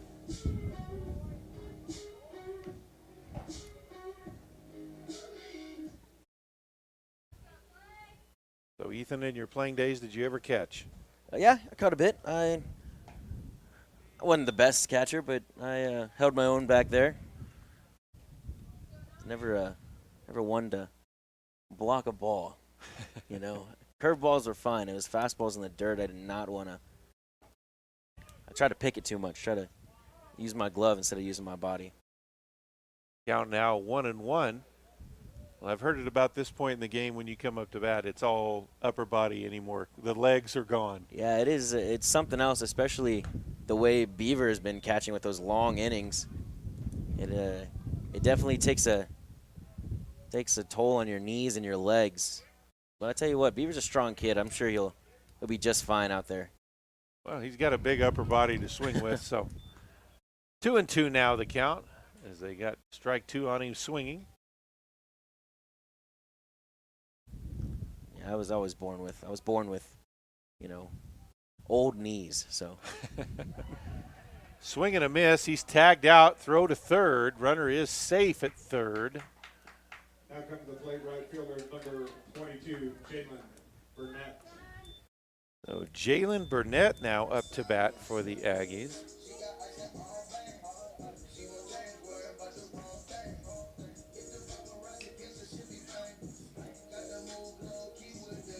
and Burnett hitless today. Trying to score Cook from third base. He's got some pop. A gap-to-gap hitter. See if the Aggies can get their own 2-out rally here in the bottom of the 5th inning. And a couple of fans not quite ecstatic about that strike call. That did Was a little look high. Bit wide outside as well, so pretty sure that one was a ball. 1-1 now the count. Yeah, that's a tough check for the. Can't really. The field umpire can't really check that swing. And a swing and a miss. 1-2 to Burnett. And Rogers doing just a great job of getting ahead of these hitters. I mean, pounding the zone. It's all you have to do. That one hit to left field. It is. That's going to be an RBI single that ties it up at 7 apiece. And that will bring up Parker Bowles, the DH. Yeah, good two-strike hitting from Jalen Burnett. Goes right with the pitch, turns on it, and a hard single to left gives him his 19th RBI of the year and tie ball game for the Aggies. That one hit third baseman with the grab. Throw to second is in time for out number 3. But the Aggies put one on the board to tie it back up at 7 apiece as we head to the 6th.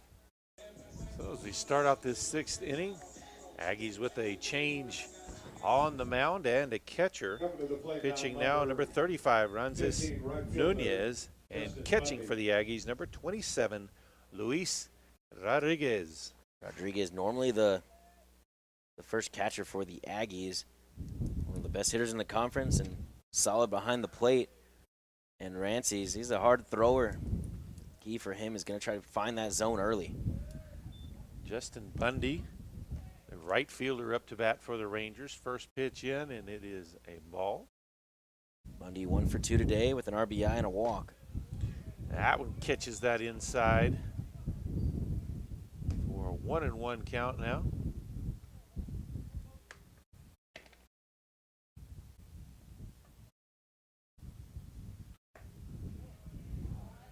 That one, That looked good from here. yeah. 2-1 the count. Nevertheless.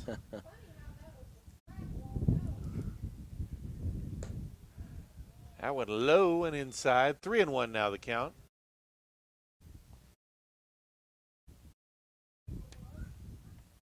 Nunez from Santo Domingo, Dominican Republic.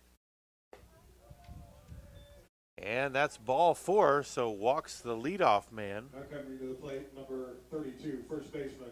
That will bring up the first baseman, number 32, Colton Whitehouse. Yeah, that's a big part of the key, a big part of the outing for Nunez. He's going to have to find the zone, and he's a hard thrower. He can get up to the mid-90s, but if he needs to slow it down just a bit to find that zone, he needs to do so. That one in the dirt, throw to second. Nicely placed, couldn't quite get the grab on that one. A little hop before that. Runner safe at second. 1-0 the count. These midweeks like this, typically the pitchers for the Aggies it's going to go, they'll pitch 2 innings, one will pitch in 2 innings. Try to get their work in here in the middle of the week. Throw to first is in time as Nunez made the play on the bouncer for out number 1. Marquise Page now back up to bat for the Rangers. We'll have a runner on third. Rangers trying to get across and retake this lead. Page 0 for 1 with a strikeout, a walk, and a hit by pitch. First pitch outside.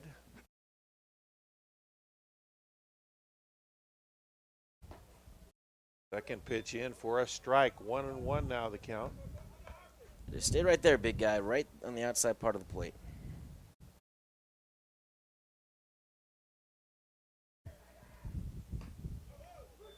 That went in for strike 2. 1-2 now the count.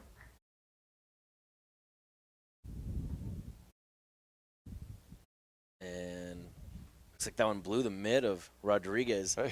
It popped pretty good when it hit. I was going to say it popped pretty good when it hit that mitt. Not that you expect it to tear up the glove every time that happens, but. And just go to mitt number 2. And now he's ready to go.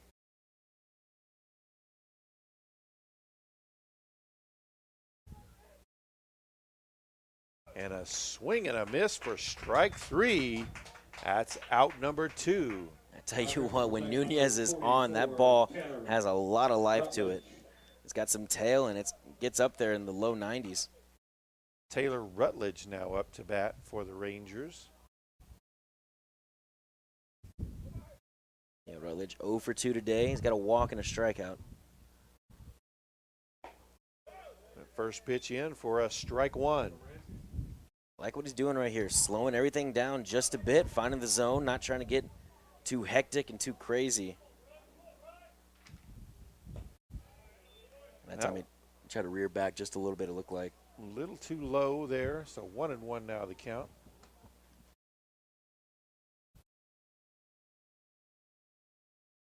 Look at that flag out in center field. The wind's starting to pick up even more. Got him to swing at that one for strike 2.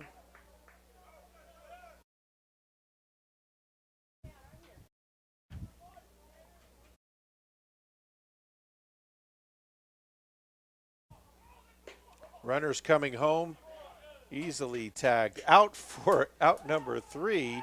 No, that's.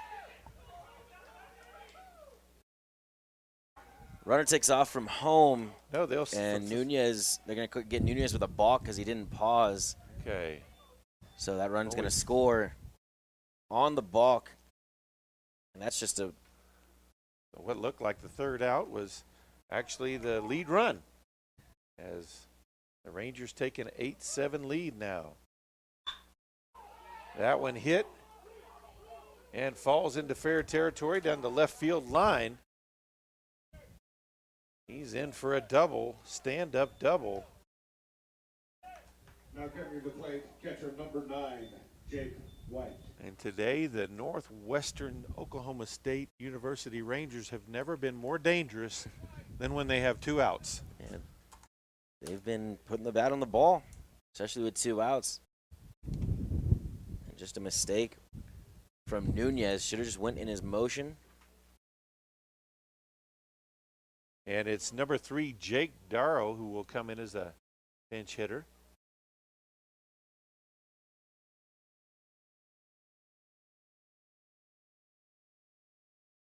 Darrow, a .217 hitter. First pitch inside, ball 1. Got 3 doubles and 2 triples on the year with 11 RBIs.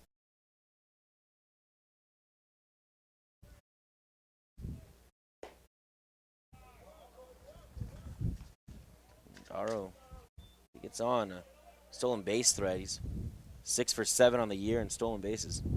2-0 now the count.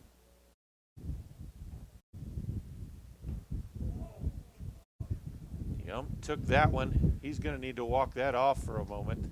Yeah, that one kind of came up and 3-0 the count. looks like it got him in a tender place down there.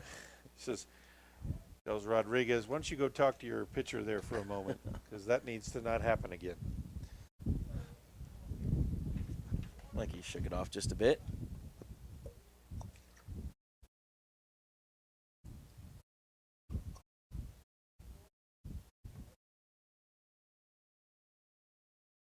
And looks like we're back ready for play.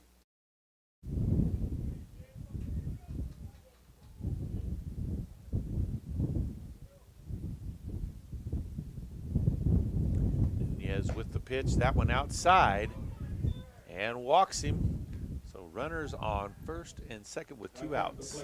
And that's been the thing for Nunez all year, kind of his inconsistency. He looks good for a couple of batters, and a couple of batters he will look like he can't find the zone, and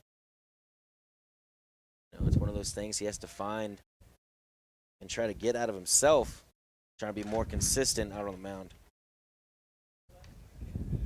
Justin Gordon up to bat now. First pitch is in for strike 1.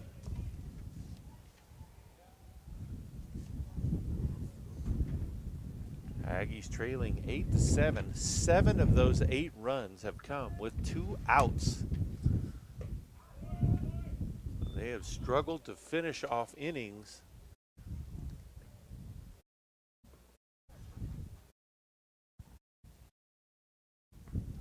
One and one now the count.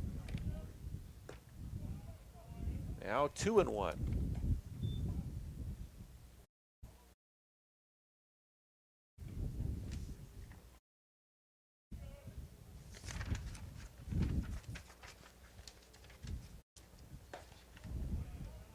And that one a ball. I don't know where that one was. I was just about to say is 3-1 now the count.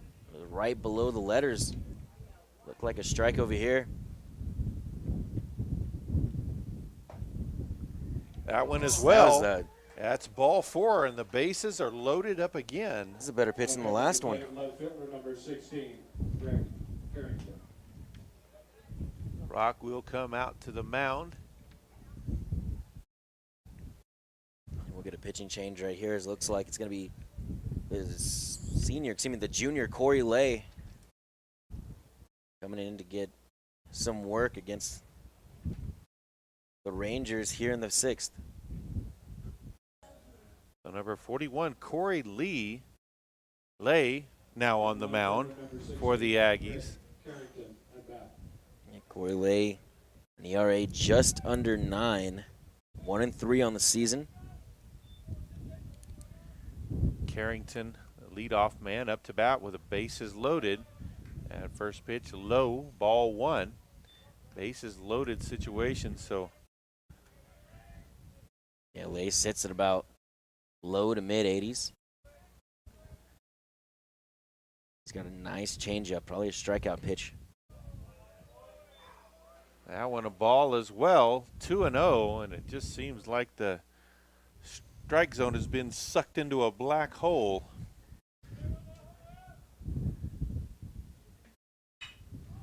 That one hit to center field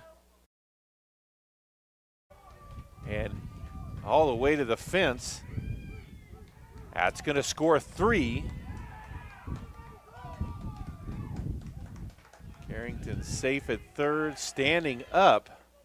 And once again, the worst thing that could happen to the Aggies today is get 2 outs on them. I mean, that's what happens if you're going to walk guys, if you're not going to hit the zone. I know there's been some questionable calls, I mean, only a couple, but if you keep walking guys, letting them get on base, that's bound to happen.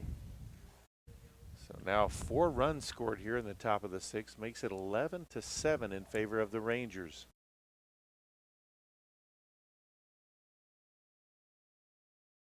That first pitch, ball 1.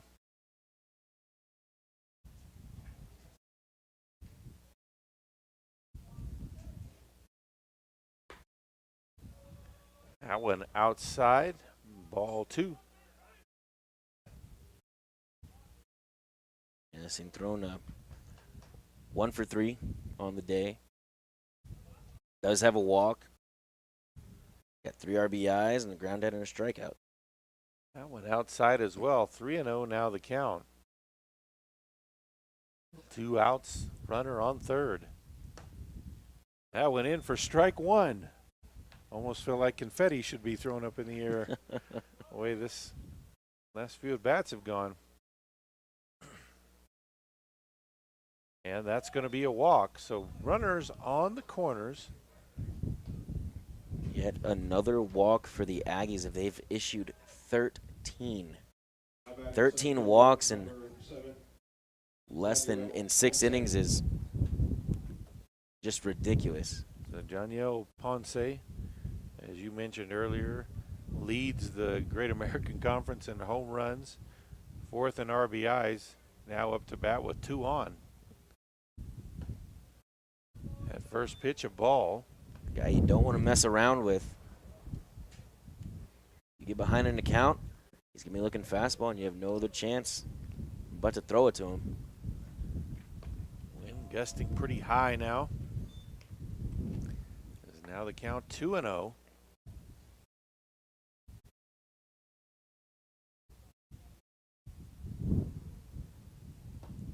A swing and a miss for strike 1.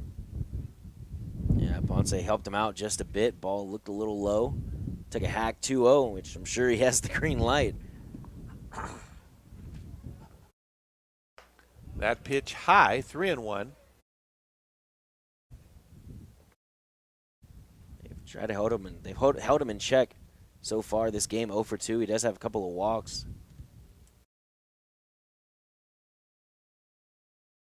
Make that 3 walks, as that will load the bases up once again. Now at bat, right fielder number 15, Justin Bundy. Justin Bundy, the right fielder, now back up to bat with 2 outs and the bases loaded here in the top of the 6th inning. 1 for 2 on the day with a run scored and an RBI. Give him 2 walks as well, which I'm sure everybody down this lineup for the Rangers has a walk or 2. First pitch, ball 1.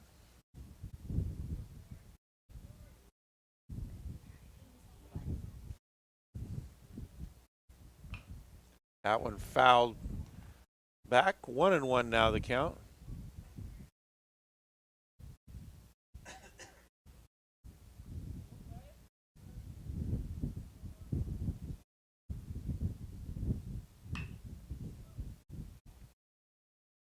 That one hit in foul territory down the third base line.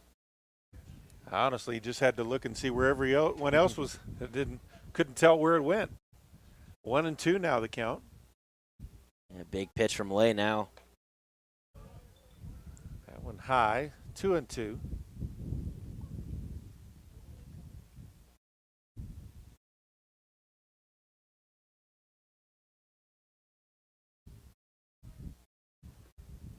That That one in the dirt. Looked like his hand wouldn't let go of that one. That will bring us to a full count. The runners will be on the move. Nowhere to put them now. Got to go right after them.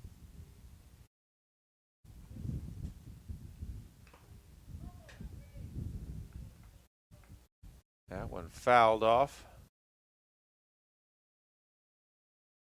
Yeah, hit Rodriguez. Couldn't tell. I mean, I heard might have been shin guard. Maybe his foot. Or may have bounced up, hit him in the mask. Honestly, I don't know. I know it hit one of those two. Umpire gave him a moment there. Just some friendly courtesy between umpire and catcher. It's called empathy. So full count once again, 2 outs. That one popped straight up in the air. And caught for the 3rd out. The Aggies finally out of that inning, but they gave up 4 more after getting 2 outs and trail 11-7 as we head to the bottom of the 6th inning. So leading off for the Aggies here in the bottom half of the 6th inning will be the left fielder, Jake Dean. On the mound now for Northwestern is number 48, Rafferty Brown. First pitch from Brown is in for strike 1. Hey, Rafferty with a 4.50 ERA, only his 4th appearance of the year. He's only pitched 4 innings this year. That one popped up, but out of play. So 0-2 now the count to Dean. Dean 1 for 2 on the day with a couple of RBIs. He had that double down the right field line, just snuck it past the first baseman. That one hit to short, shallow center, and grabbed for out number 1. Now coming to bat for the Yankees, second baseman, number 74, Tony Fry. And now the second baseman, number 74, Tony Fry. I keep wanting to say he's playing left tackle, but Yeah, with that 74 in his back. He's 0 for 2 today with a strikeout.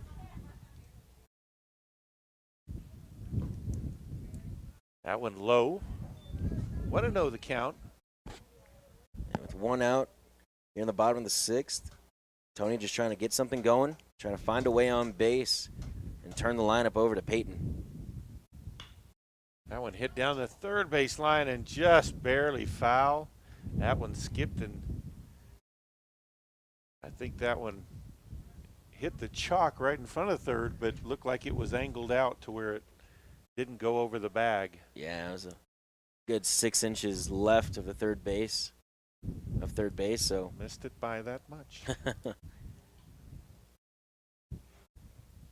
See if Tony can get a hold of one right here.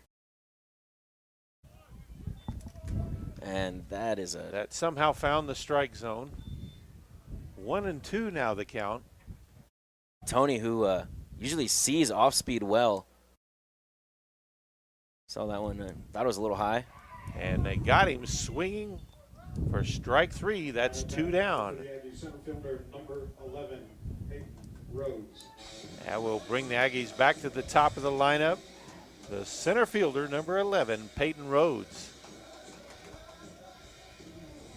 The Aggies 6 in that first inning. Looked like they were going to be scoring left and right here today, but they've only scored 1 since then and really haven't had very many base runners since then either.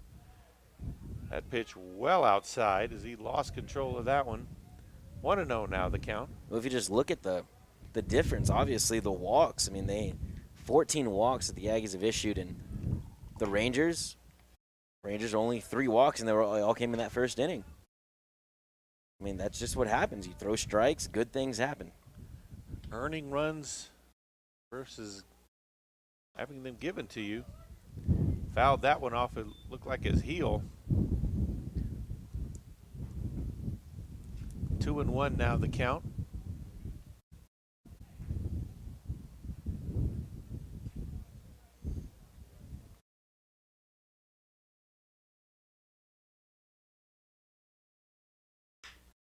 That one hit solidly right into the second baseman's glove. 3 up, 3 down. We head to the 7th. It's Northwestern 11, Panhandle State 7.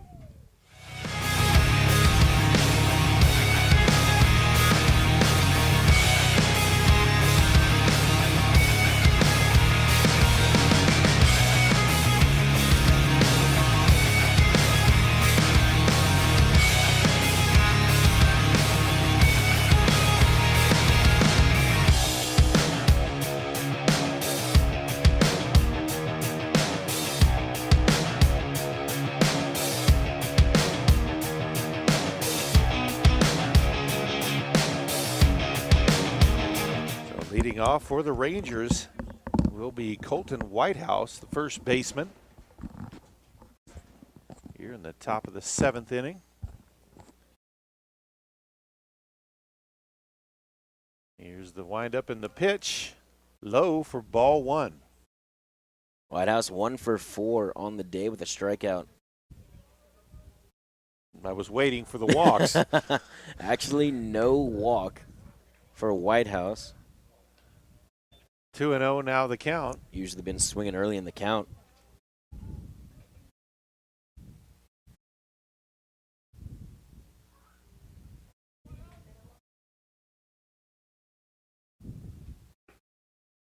That one catches the outside, 2-1. Nice pitch from Lay. Out on the outside corner. That's his bread and butter. He usually has spot on command.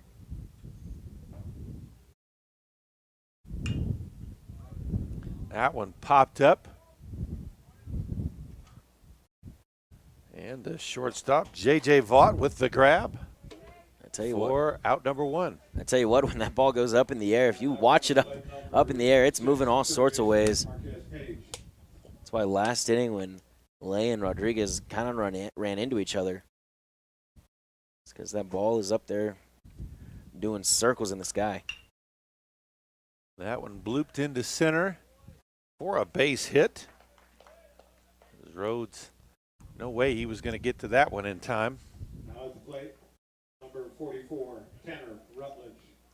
So Tanner Rutledge, the DH, up to bat.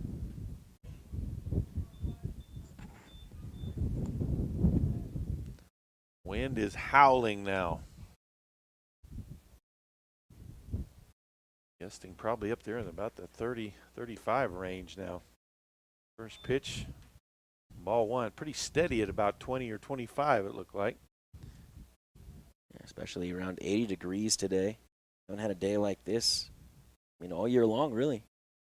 Yep. Ooh, that one got around on it as he roped it down that first base line in foul territory. 1-1 the count. I don't know what's more impressive, the fact that the Rangers have 11 runs and only 9 hits, or that the Aggies have held them to 11 runs with 15 walks. I don't know, it's kind of crazy to me, the fact that, one, that NWOSU doesn't have more runs because Aggies' control today has just gone out the door.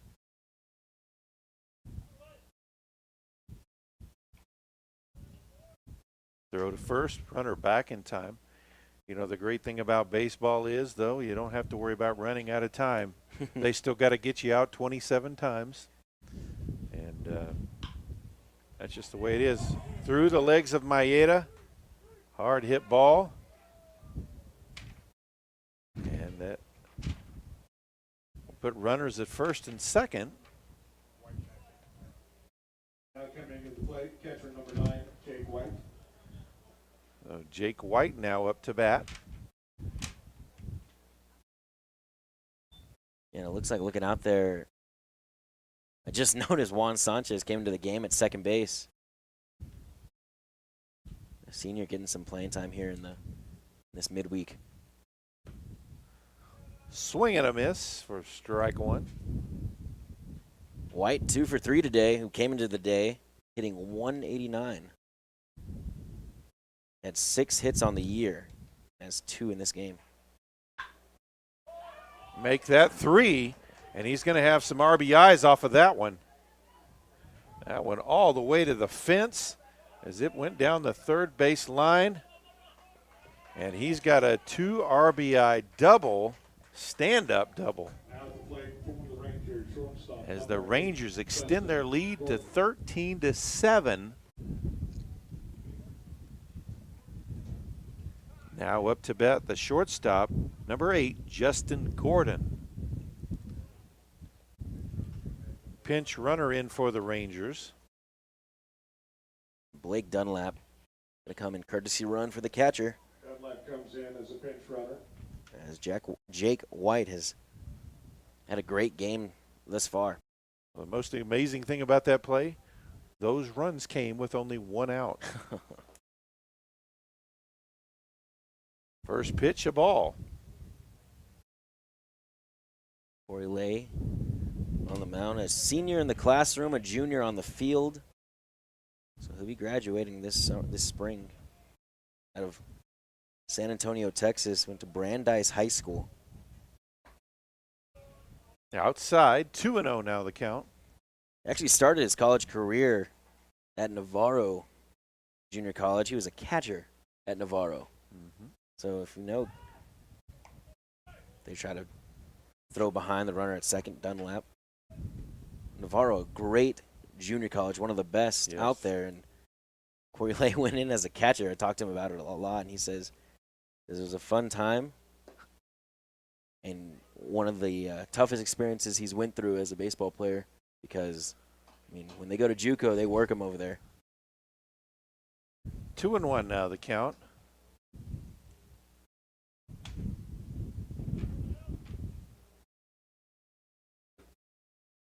That one in for strike 2. 2-2 now the count.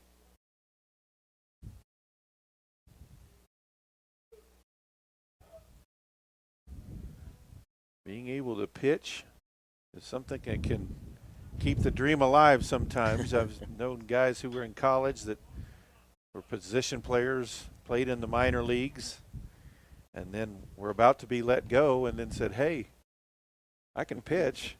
And they'll get a little more time and get another opportunity, because every league everywhere is always looking for pitchers. You look at guys like in professional baseball, is that one skied to right field and Out of play. And looking out to right field, it's Bradley Ruiz out there in right. But yeah, like you said, you know, it's not easy, especially for Lay, who said he didn't. Well, he pitched in Cotton High School, and in college started out as a catcher, came here, became just a PO. Does nothing but pitch now, and wasn't easy. If you ask him, though, it's makes it simple. It's not hard. Just all you got to do is throw the ball toward the plate. That's right. All right, to second base in the glove. The throw to first in time for out number 2. For the Rangers left fielder number 16, Craig Carrington. So Craig Carrington now up to bat, as the Rangers are back at the top of their lineup. Carrington, 1 for 3 on the day, 3 RBIs, a strikeout, and 2 walks. He'll pop that one into right field for a base hit, an RBI base hit, to make the score 14-7. Now coming to the plate, second baseman number 12, Luis Cintron. Luis Cintron now at bat. And Cintron up now. Lay's just trying to get him to roll over, try to get that ball out to second base to Juan Sanchez out there. Trying to get him out in front of that changeup right now.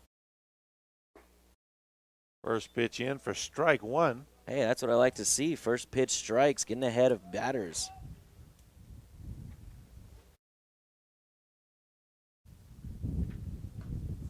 That went in. It looked like it was in the exact same spot. Yeah, dropped it just. I guess it was a bit outside for the umpire's liking. Jekyll and Hyde there, 1-1. That one fouled out of play. 1-2 now the count. I anticipated the call on that pitch because it looked like it was in the exact same spot. I'm sure if I was down there, it would be a totally different view. So that one fouled back as well.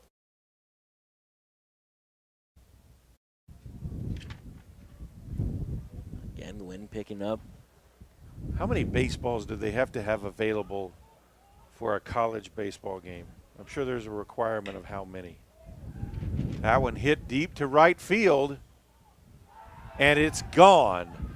A 2-run home run from Luis Cintron makes the score 16-7 in favor of Northwestern. And Cintron just really out in front. Got that ball up in the wind stream and carried it over the right field wall. And really, it was a good pitch, low in the zone. He just got up, got a piece of it. And with this wind blowing out toward right, it's really all you have to do. And Cintron gets his 4th home run of the year. And Aggies now down by 9. Ponce up to bat. Those two came in the traditional fashion with 2 outs. This the best inning of the game now for the Rangers as they've put 5 on the board. Their last 4 innings, 4, 2, 4, and 5. And we'll hope that they're done in this inning, but that remains to be seen. First pitch in for strike 1. That one hit solidly to center. Rhodes underneath it for the catch for out number 3, but if 5 runs scored by the Rangers, they now lead the Aggies 16-7.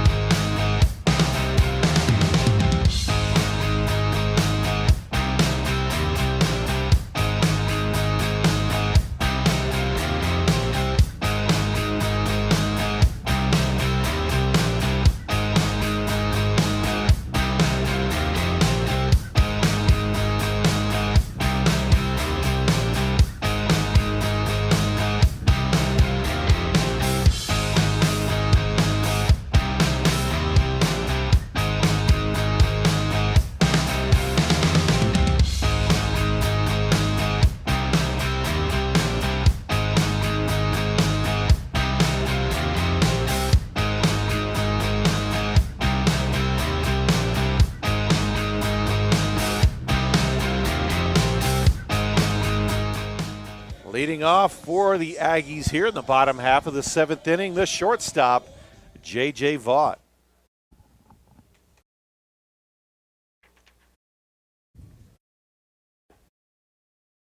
First pitch outside. JJ getting his first at-bat of the game. Comes into the day, batting .331 on the year with 24 RBIs. That went outside as well, 2-0. He's got 6 doubles on the year. He's to go along with 8 stolen bases. Make that 3-0 now. Vaught stands at a nice 6-6. Fouls that one out of play. Without a doubt, the tallest shortstop in the Sooner Athletic Conference. The tallest shortstop anywhere. You just don't see shortstops that tall. He gets the walk. So the leadoff man on for the Aggies. We're getting ready for a rally. Yeah, I can feel it. A 5-pitch walk to lead off the inning, and you got Maeda and Leatherwood up to bat after that. I can see good things coming in the future. Jared Maeda now at the plate.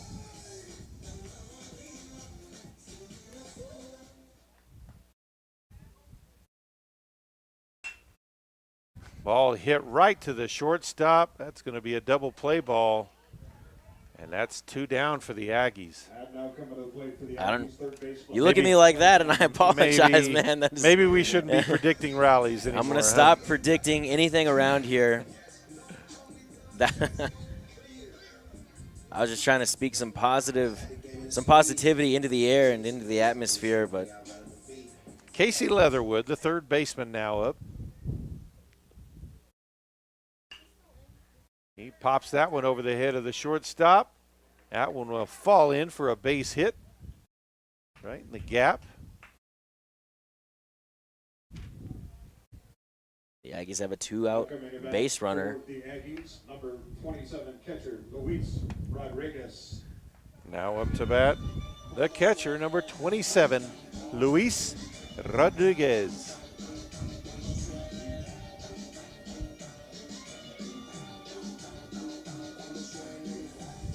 Rodriguez batting .365 on the year.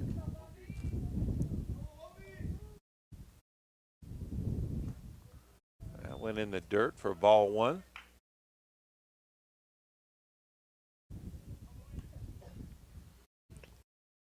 Rodriguez leads the Aggies in home runs. He has 6 on the year to go along with 32 RBIs.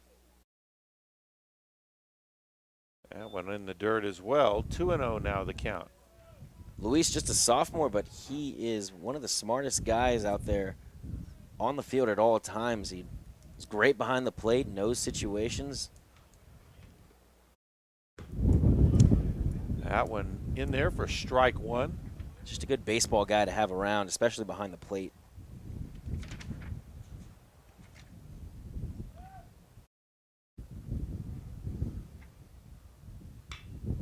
That one hit to center field. And that is out number 3. We head to the 8th inning. It's Northwestern 16, Panhandle State 7.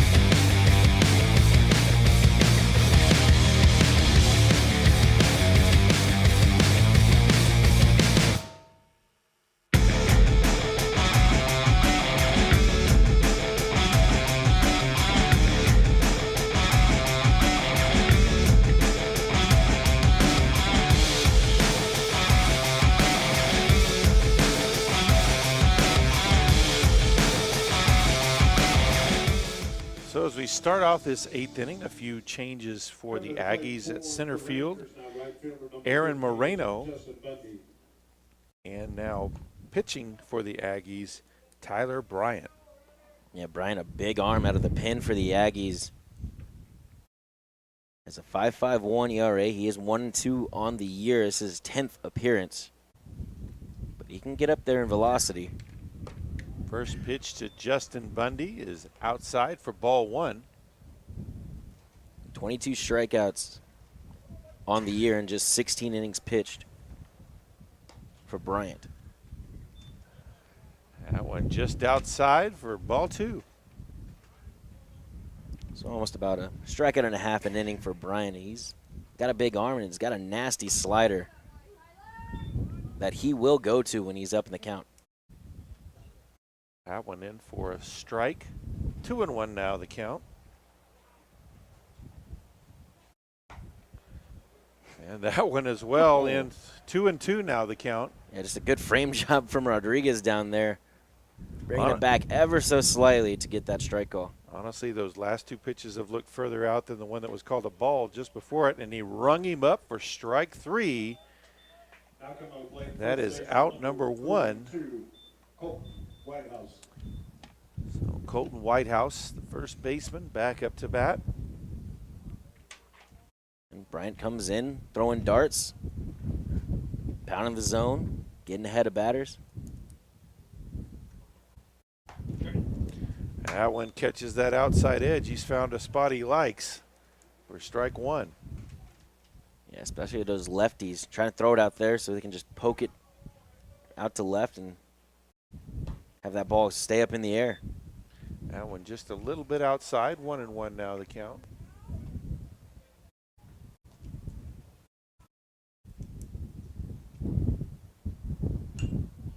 That one fouled back over our heads. 1-2 now the count. Nothing but fastballs for Bryant to start his outing. 1-2. Wouldn't be surprised if I see a slider on that back heel.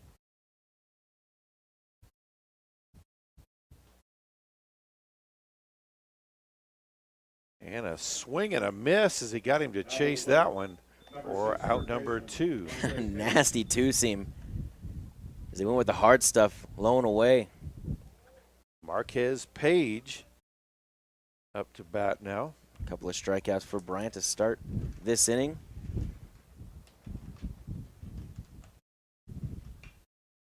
That one fouled back against the backstop. 0-1 the count. Like I've been saying all day, good things happen when you throw strikes.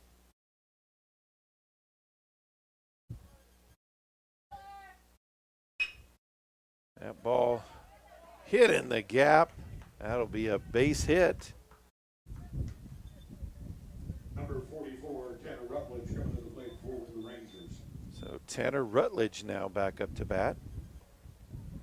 And that little twinge comes in your head again. Uh-oh, we got 2 outs on him. Yeah, just a little C-nice single through the hole on the right side. See if Bryant can't take care of business here and get the Aggies back up at the plate. That one hit solidly to left field for a base hit. So runners on first and second with 2 out. Now coming to the plate. Yeah, that was Rutledge's 3rd hit of the game.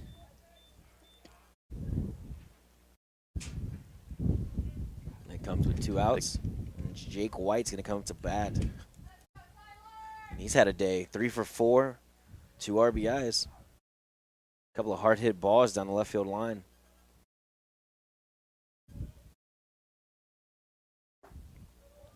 First pitch low, ball 1.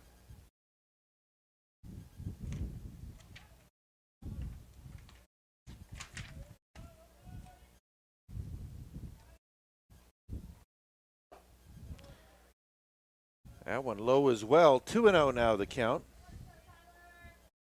And Bryant, the redshirt freshman from Amarillo, Texas, and Randall High School. That one low as well. 3-0 now the count. And watching him develop in the past, since last year, he's been fantastic. He's really grown into a pitcher, upped his velo, upped his control, found a breaking pitch. That one through the legs of the catcher. Runners will advance to second and third. Of course, that was ball 4, so the walk was in place. So base is loaded with 2 outs. And this Rangers team does not go quietly, as we've seen all day long. Oh, Once again, a walk gets us in that position. Number 10, Luis Mendoza, will come in to bat now. Mendoza batting .306 on the year. And this is the first game of the year that he's appeared in and not started. He's got 5 home runs, 24 RBIs, 7 doubles on 37 hits.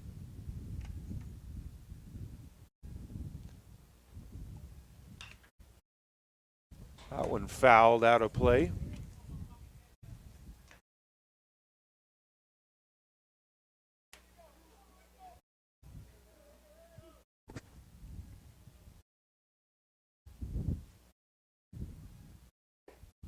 That went in for a strike. 0-2 now the count. Bases loaded, 2 outs. One more pitch. Yeah, trying to send this to the bottom half. That one fouled off.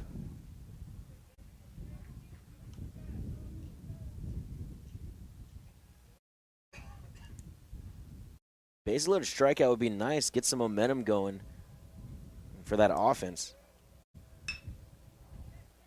That one blooped. And they'll say foul ball. Not by much. No, it was about Phew. maybe a foot or two just shy of the line. Aggies catch another break. We'll set it up and we'll do it again.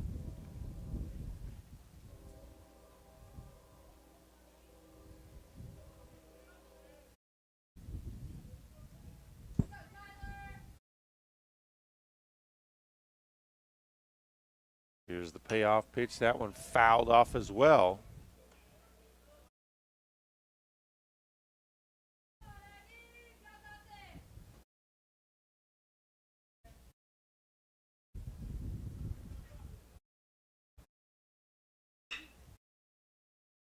Oh. Into the second baseman's glove. The throw to Maeda in time. And the Aggies get out of the inning without allowing another run. We head to the bottom half of the 8th. Northwestern leads Panhandle 16-7.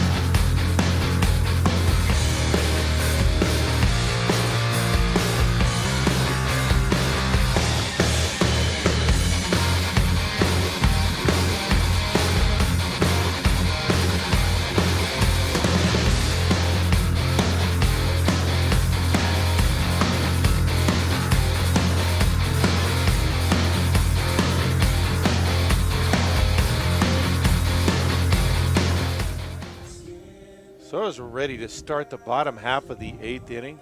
Sean Rydell now the pitcher for the Rangers. Marquez Page up to bat for the Aggies. Rydell, a big body. The junior's a 6'2", 200 pounds out of Kingwood, Texas. And Rydell, a 3.86 ERA. This is his 5th game he's appeared in. Only issued 1 walk on 5 strikeouts.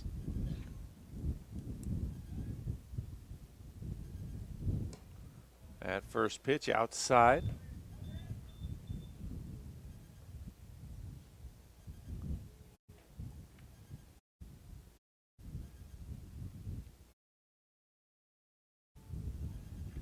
That one low as well. 2-0 now the count.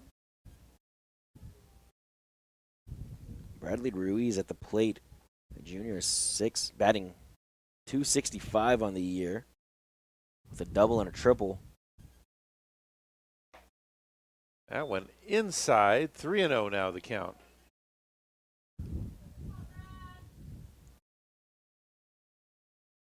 Ruiz with 5 stolen bases on the year, but he sure can run if he gets there. That one in for strike one. Was a defensive gold glover last year in center field. So he can play some defense and he can move.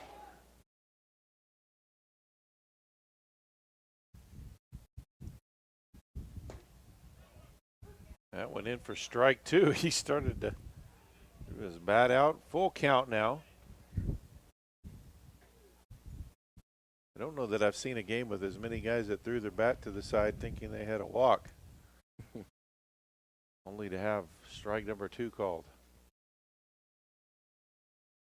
Happened at least 3 or 4 times today. And it was just one extra pitch. He'll take the walk now. Now going to bat for the Aggies, number 33, Parker Bowles. Now Parker Bowles, a DH up. Parker 0 for 2 today with a run scored. Reached on the fielder's choice, but a couple of ground outs and a hit by pitch.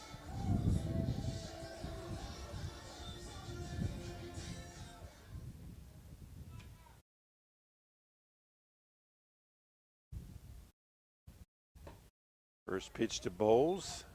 Ball 1.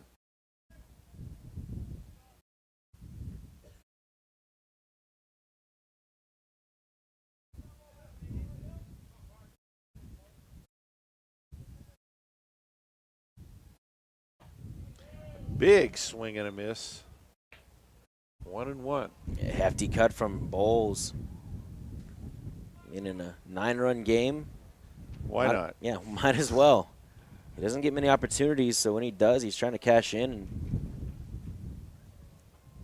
like I said, why not with a 9-run game?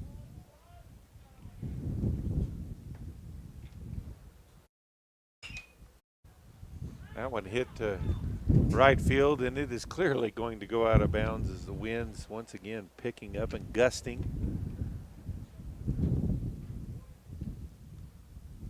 You might hit that one solidly to right center, and it still might blow foul. You hit it high enough.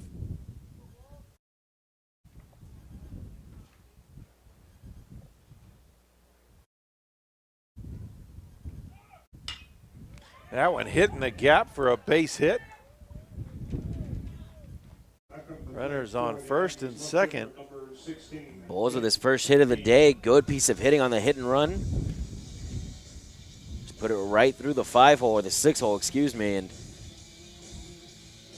now we got 2 runners on for Jake Dean.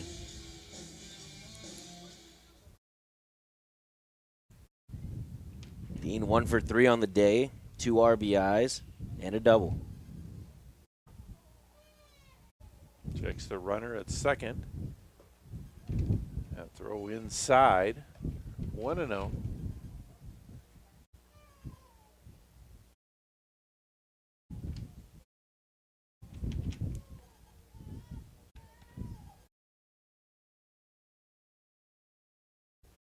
Aggies in need of a big rally here. That one will pass and both runners will advance. So 2 in scoring position now for Dean. Nobody out here in the bottom half of the 8th.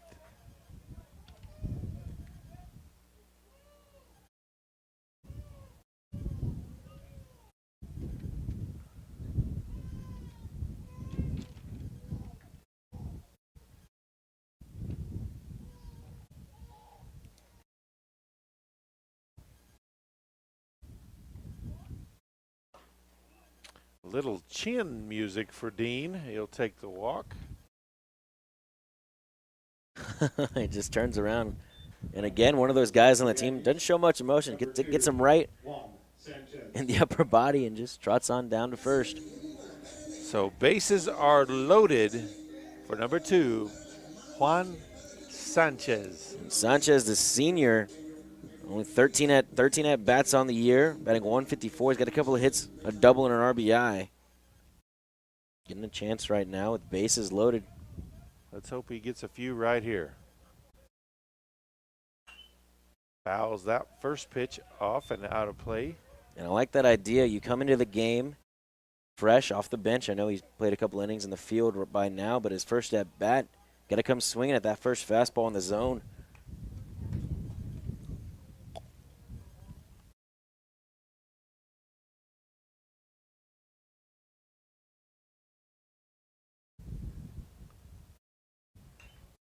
Fouls that one off too. So 0-2 now the count.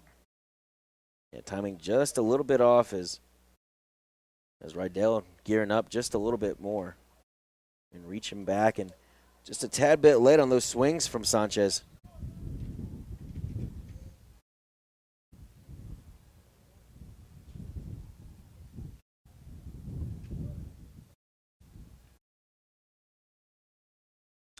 That pitch inside and in the dirt as well. 1-2 now the count.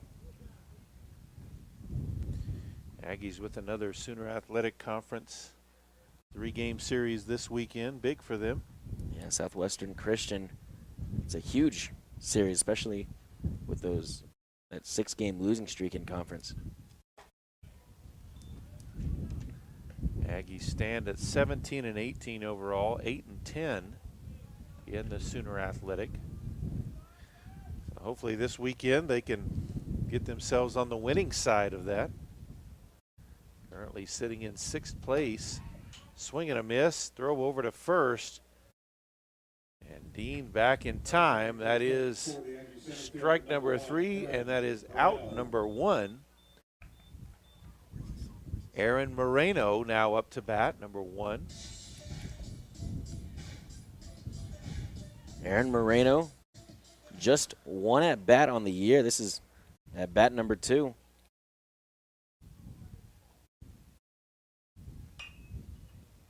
That one fouled out of play.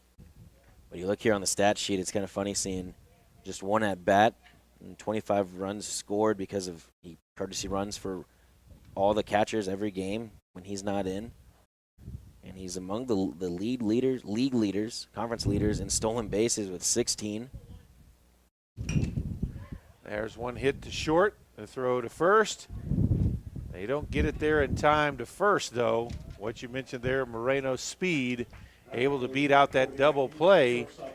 The Aggies do get 1 across the plate. That'll make it 16-8. And now up the shortstop, number 15, J.J. Vaught. Runners on the corners with 2 outs. J.J. walked in his first at bat, just trying to keep the inning going, trying to keep it alive and chip away at this lead. He only got 2 innings to do it. He'll bunt that one down. Pitcher there, throw to first. In the dirt, bounces up, able to collect it in time for out number 3. Aggies put 1 on the board, but we head to the 9th. They trail Northwestern 16-8.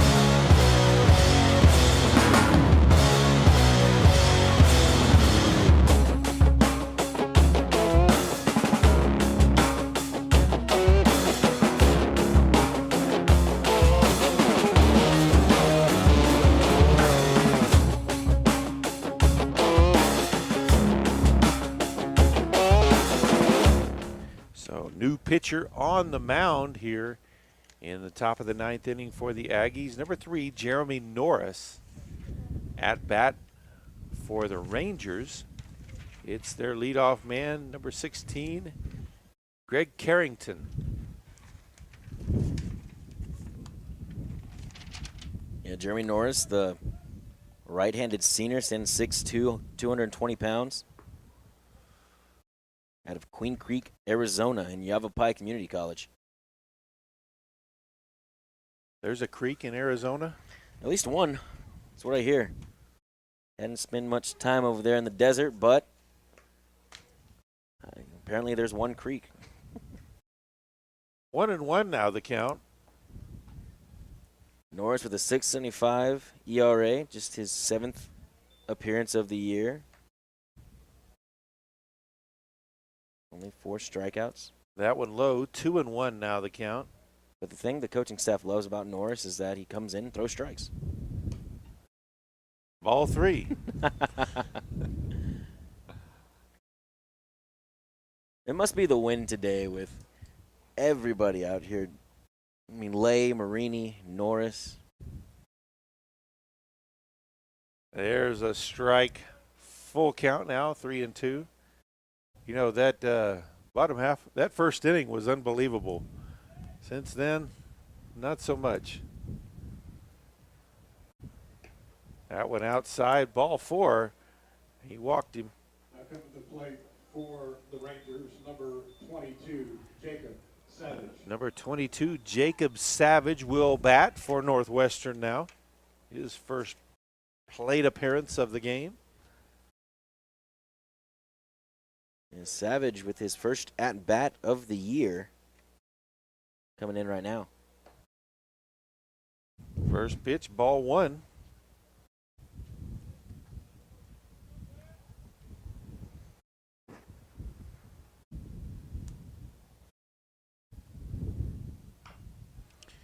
That one popped right in front. It'll go foul.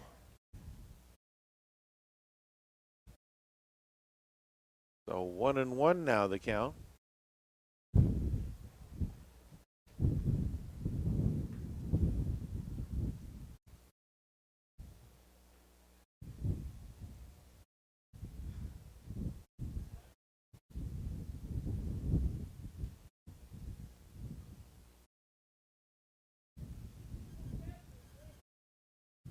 That pitch high, 2-1.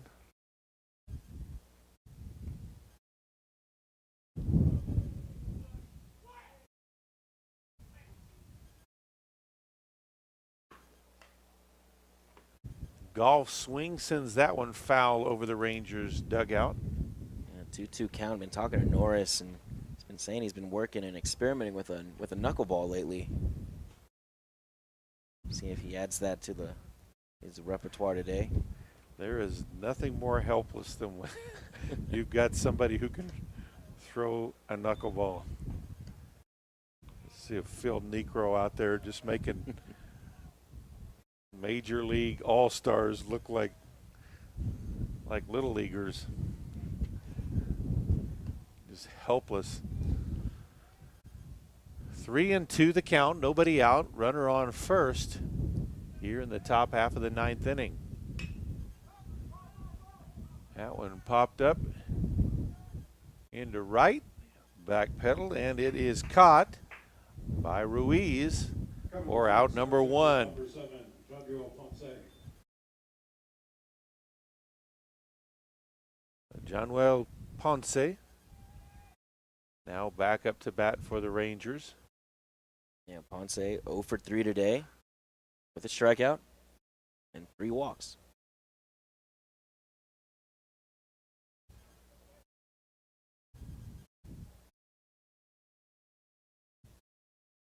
First pitch, ball 1. Aggies have surrendered 16 walks on the day. That is not a winning combination. No, not at all. That one in the dirt, 2-0.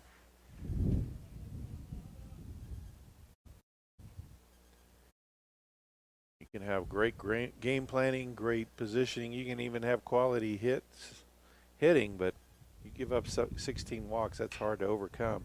That one hitting the gap between short and third for a base hit. So runners on first and second now. Number 15, Justin Bundy coming into play. And Justin Bundy, the right fielder, now up to bat.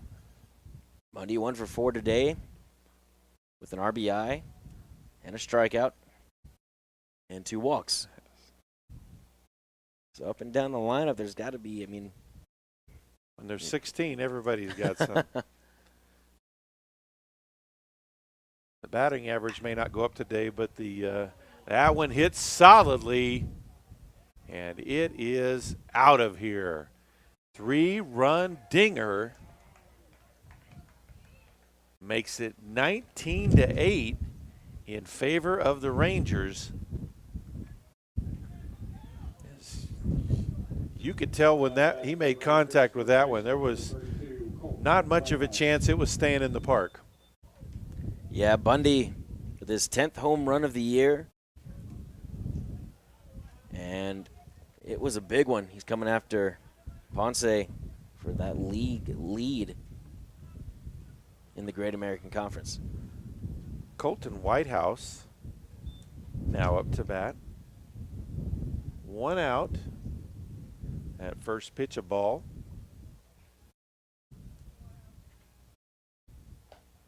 Swing and a miss. 1-1 now the count. Helped him out just a little bit.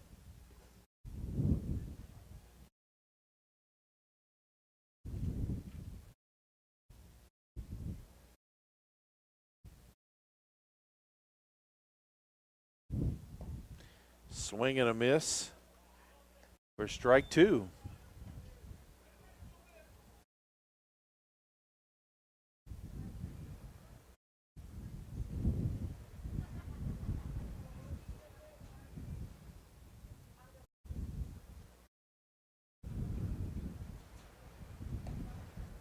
That pitch high and outside. 2-2 now the count. The thing about Norris is when he was at Yavapai, he was throwing pretty good. He was throwing high 80s, say low 90s even, but he had arm problems and ended up tearing, as that one's fouled down the right field line, tearing a labrum in his right shoulder, and then it caused him to, not be able to throw as hard. He had to change up his entire game. More of an off-speed kind of pitcher. Try to hit the corners, and it's a helpless feeling when you go from throwing that hard to not being able to get it up there. And a torn labrum for a pitcher. That's a pretty serious injury. It's probably why, like you were talking about earlier, looking at trying to add the knuckleball to his repertoire. And I've seen it a couple of times. It's pretty good. He's been working on it. 3-2 the count, 1 out.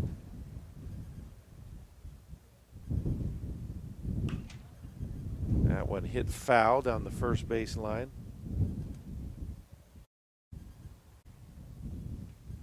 And over the weekend, actually, Jeremy Norris, kind of quite the academic scholar, went to a convention and for an interview and internship out for NASA, actually.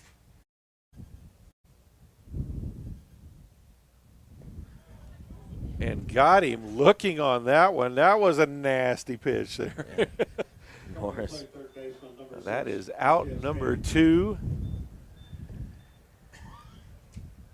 Marquez Page up to bat for the Rangers. Page 2 for 4 today. A couple of strikeouts and a walk.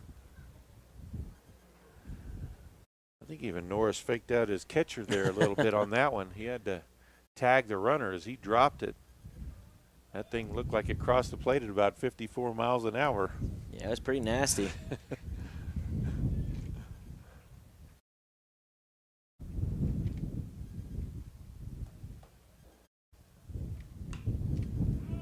Two straight fouled back. 0-2 now the count.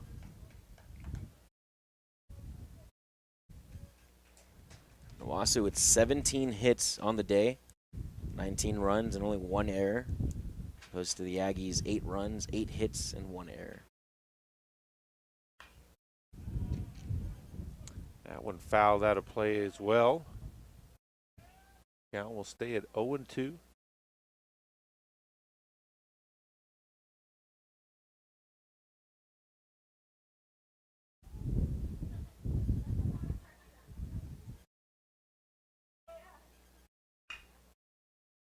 That one hit this right center. They'll chase it down, and it's caught by Moreno. For out number 3, we head to the bottom of the 9th. All the Aggies need is 11 runs to tie it up. They trail 19-8. Crazier things have happened in sports.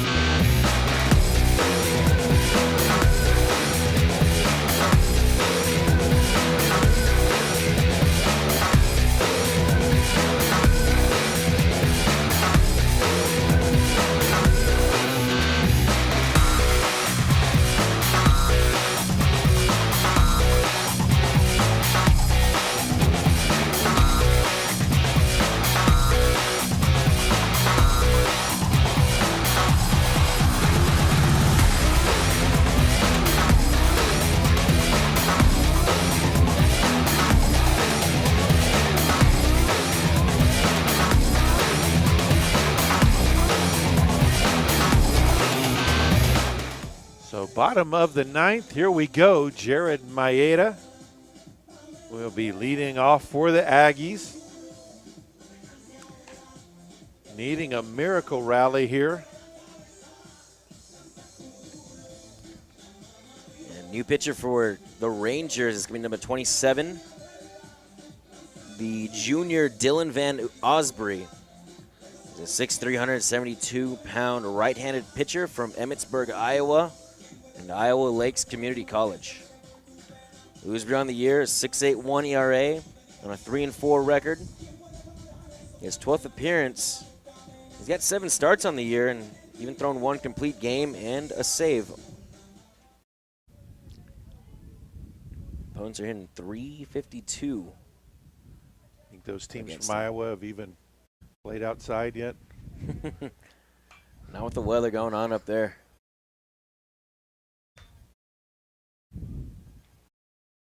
Maeda fouls that one off.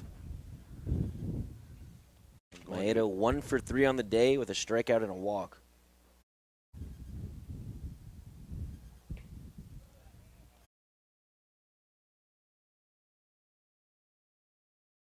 Pitcher went low for that one, the old Benito Santiago stance. Yeah, kicking that leg out there to get low, just low enough. Try to help his pitcher out.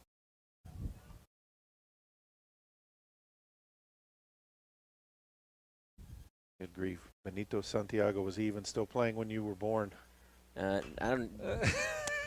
Might have been right on the edge of that career. He was kind of the first guy I remember ever doing that.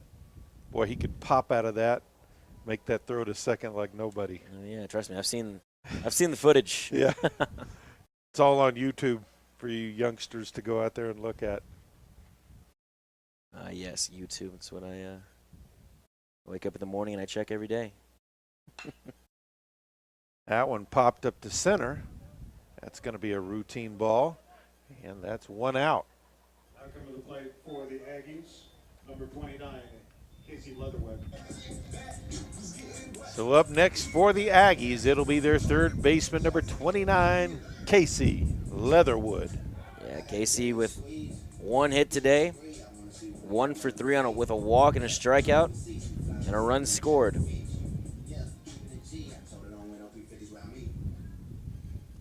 Casey's seen the ball well as of late, trying to turn everything around. Again, had that two-run home run last series against Wayland Baptist in Plainview.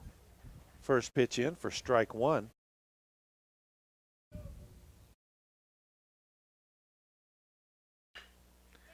Hits that one down the third base line, fouled. So 0-2 the count now for Casey Leatherwood. Aggies down to their final 2 outs. Luis Rodriguez on deck.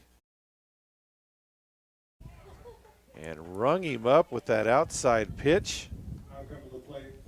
It's the second time today Leatherwood's watched that fastball on the outside corner, and you can tell walking off, he knows that he missed it. He knows that he should have swung and knows that it was there. It was right over that black. Yeah, it was a great pitch. Trying to pull that trigger. So only 1 out left for the Aggies.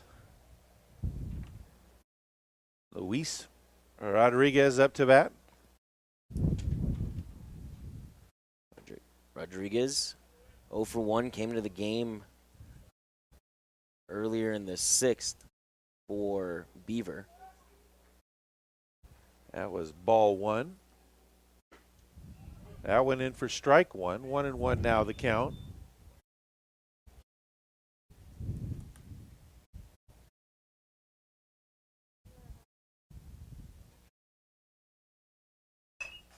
That one hit right back to the pitcher's glove, the throw to first, and that is the game. The Northwestern Oklahoma State Rangers have come to Panhandle State and defeated the Aggies 19-8. Yeah, Aggies will drop to 17-19 overall. Don't forget, Aggies will have a 3-game series in the Sooner Athletic Conference this weekend. one of those days that you just wanted to be over, especially after those runs in the mid of the game on the 4th, 5th, and 6th, 7th. I mean, Aggies had a hard time finding any sort of command as they just could not find the zone. Issued 16 walks, and like you said during there, it's never, ever going to be a winning kind of formula for them, and it's been tough. Well, in a game that looked so promising in that first inning when the Aggies put 6 on the board in the bottom half of the first and then shut them down again to start off the top of the second, but it was all downhill from there. And Aggies now on a 7-game losing streak, trying to turn that around this weekend. Like you said, a big series against Southwestern Christian University, and they're going to put this this loss behind them, and try to go win a series and come back Friday at noon and try to take that first game of that doubleheader against Southwestern Christian. Well, that's it from Panhandle State University today.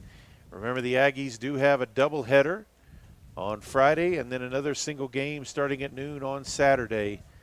Good day from Goodwell, Oklahoma.